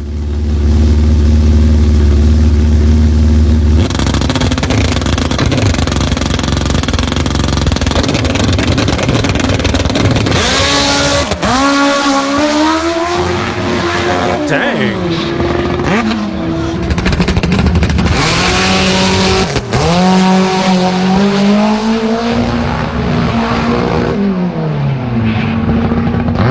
Well, see, like right there. Well, see, like the Top Fuel motorcycles, they gotta have the wheelie bars on the back of them. But yeah, so like on these type bikes, that's why a lot of them don't have them on there. Is yeah, it keeps you from popping up, but it also makes it harder to control. Like you can't lean very far with it, and that's kind of what his problem was. He started to drift off, but he could only lean to the left so far. It's crazy. Are you okay, sir? I'm straight, buddy. I'm good. Man, what do you remember from that pass? I just seen it go up in the area, and then I said I gotta get it down to safety. But I'm fine. The leather suit. Y'all see it? No scars, no marks. Y'all the boy racing? No marks. Whoa.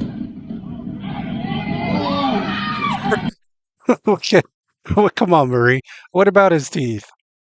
What's wrong with his teeth?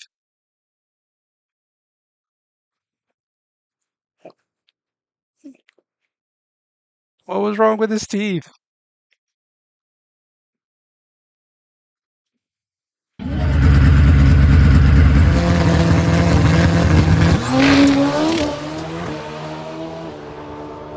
Who knows? Okay.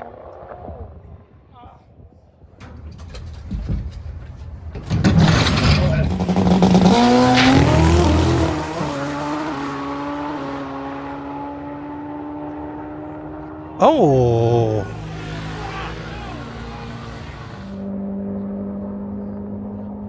Dang, what happened? He just like went hard left. Well, that thing's toast. So glad you're okay. That's what's important. That's racing, Jack. Damn, like his motor blew up.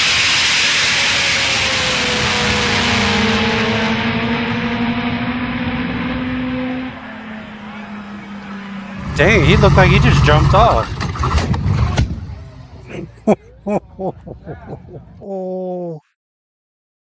Dang. The bike also looked a bit uncomfortable to sit. Yeah, it did. Dang, did you see that big old flame? It shot right at his nuts. Ready? Yep. Oh.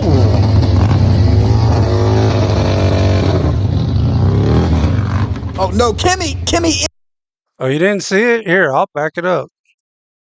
Yeah, flames shot at his nuts.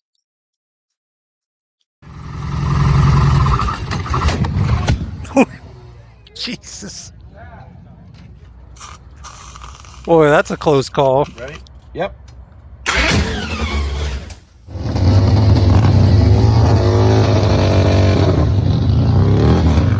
Oh no, Kimmy into What the quad. Let's get in there and make sure she's okay. Really? She didn't even get up to the Christmas tree there. She ran into the four-wheeler. Joey Gladstone on the track, 6.9. Whoa, hold on, guys. Whoa. Oh. Together in the top end. Oh no.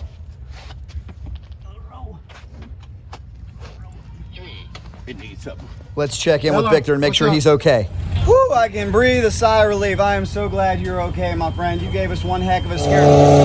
Yeah, he looks okay, all right. He's got bandages wrapped all around his body. Yeah, he's doing okay. Man, at least he's alive. That's what matters. Dang! Did y'all see the big boy take man? The big boy even took a flight. Now that's crazy. Imagine your motorcycle has that much power that you weigh that much and it still throws you off. Holy shit. Dang. Okay. Well, Big Terrace, we are so glad Your you're cat okay. got stuck. What do you remember about that? In the throttle and throwing the bike away. He just flipped right on back, man. Oh.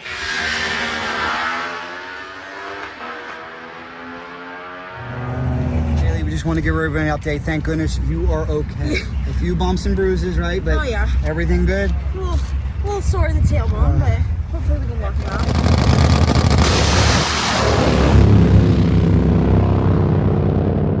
This talented rider is able to get stopped. Dang, he went off the Guys, that's absolutely devastating. He went all the but way there off was a the track. blessing here. Take a look. This is what we're looking at right here, the tires and the fence. If he would have ran into the tires and the fence, he could have been seriously injured. Was able to escape through here. It's a real tragedy what happened to the bike, but the big news is Jimmy is okay. What happened? Let's hear in his words. Jimmy Mack. Shut the throttle, got on the brakes, threw the chute, killed the engine. None of that seemed like it wanted to work. Yeah.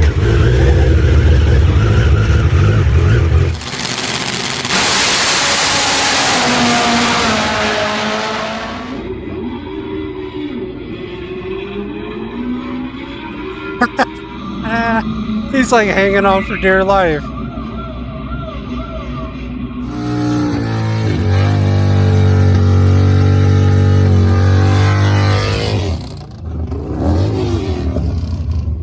Oh wow. Freaking crash out on the burnout.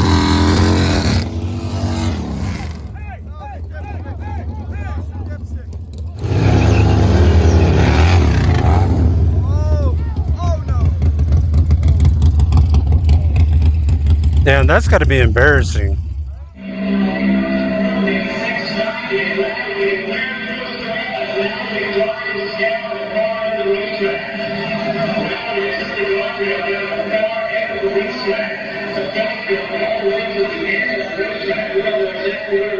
That's got to be embarrassing. All right, Theo. Ooh, I heard that pop. Wait a minute. Is it the legend, the icon, the one and only? All right, I've doubt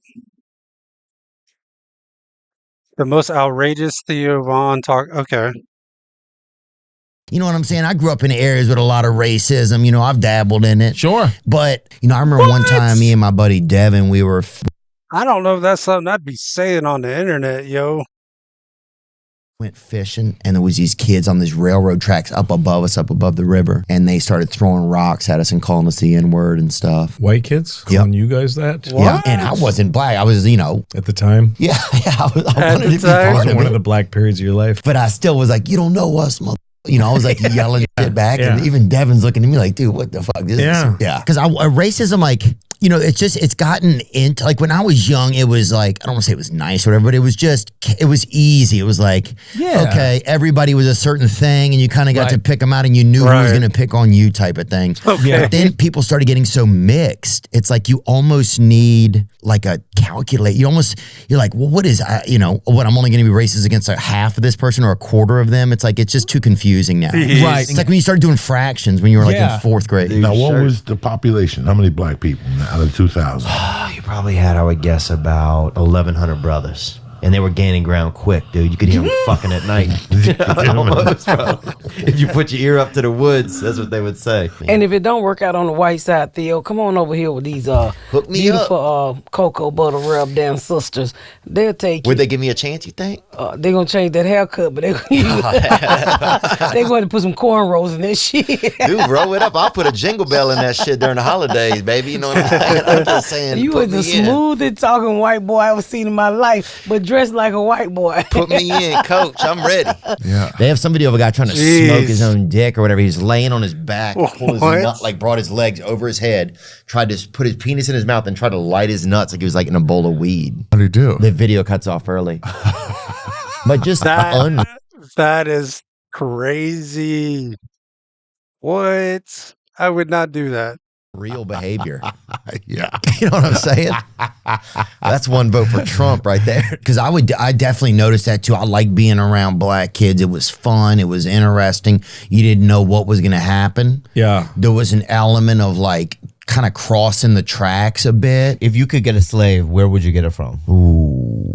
Oh, That's a good question, right? Oh, yeah. Yeah. I mean, I've thought about this a lot. My first instinct is Mexico. Really? Yeah.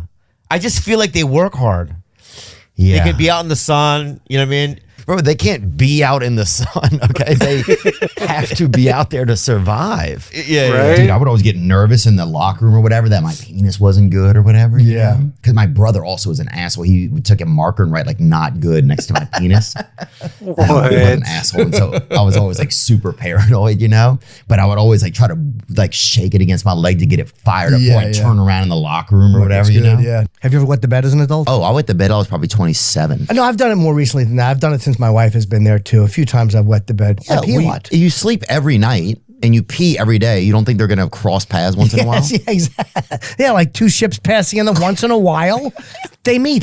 Yeah, you think it's crazy? Yeah, once in a while you're asleep and you have to piss and you're like, And one of the horses they said was an undercover cop. I'm like, who gives a fuck?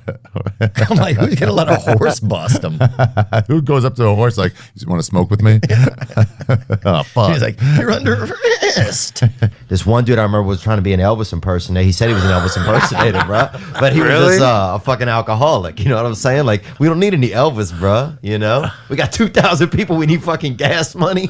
And we need jobs. Good, we need ideas, bro. Give us some fucking ideas. Those fucking Elvis impersonators are a pain in the ass. Oh, they're They the really worst, are. dude. They really are. Get a dog. fucking life. Yeah. Dude, I remember I walked into a black doctor. Yeah. This is in Nashville. This is 2 years ago. Yeah. I never walked into a room in my life with a black doctor. It's new. It's something's new. You know, it's almost like when you're at Foot Locker and there's a white woman working in there. You know what I'm saying? Like, and you're like, this is interesting. yeah, I'm here for it. Well, black people started podcasting a lot more last year. Yeah, they just figured out how to get online. Oh, Yeah, they couldn't figure out the password. They keep changing their phone numbers too much. no. It's linked to an old phone number. that could be true. Yeah. They're like, oh, this is my aunt's email account. Is this your address? Who's asking? Who's asking? Some guy putting his home address for his email address, Putting on dude. disguises to enter into a password. Like, I don't know how it works. So when you're high on opium and somebody else is, that's when your souls come out and mingle. You think so? Yeah. Oh, yeah, man. And we would just look at each other, huh? Or would you close your eyes, you think? I'd close them a little. To make it look like mine? I didn't say that, Yeah, but yeah. I mean, you know, I just want you to feel at home. Yeah. They get like little old Jewish men will start yelling at them. No, you're not the real Jew. I'm the real Jew. It's like, with the real slim savings, please stand up, you know? Is that an okay Jewish joke to make or not? I mean, as far as I'm concerned, it was Okay. good. I just always pull my balls up too at a urinal. Just so if Yeah. anyone catches me, they're like, yo, shit. Well, it should be where if you squeeze your balls, that stuff goes into your wiener and makes it bigger. That's Oh what God my should have done. That would be good design, absolutely. Yeah. Yeah, to get Or make your balls squat. Like, I always wanted to stack my balls. Oh I always my wish that they gosh. were squared or whatever. I agree. When you mean business, you're like, all right, motherfucker. Stacking them up would be nice. Yeah. Just roll them. Daddy's stacking in his sack right now. Somebody's about to get an ass whooping. Yeah, I remember at night if we got in trouble, like if we got suspended from watching television or something by mom, we could go down and do a performance, right? Yeah. We had a little bit of face paint. I don't want to say it was like it would seem racial, but some of the shit probably. What colors did you have? I mean, we just didn't Like have black, red, and yellow? I mean, we had some. and we loved a lot of black stuff. So I think we Yeah. probably did In the Heat of the Night or something. We would do scenes from that, Wow, you that's know? heavy, yeah. Oh, dude, we used to have, I remember there would be like this drunk black woman when our school bus would go by. She would come up and bang on the driver's side, which is Okay, not even a guys. door. It's just a window, right? For the driver of the bus. And she'd be like, where? All right, guys. We've been going we've been going for almost 4 hours. Holy shit. I think we're going to call it a night, or I'm going to call it a night. But I appreciate you guys tuning in. I know Marie apparently went to get her cat unstuck. But I think I'm going to go ahead and call it a night. Been on here for almost 4 hours, man. But I appreciate Marie following.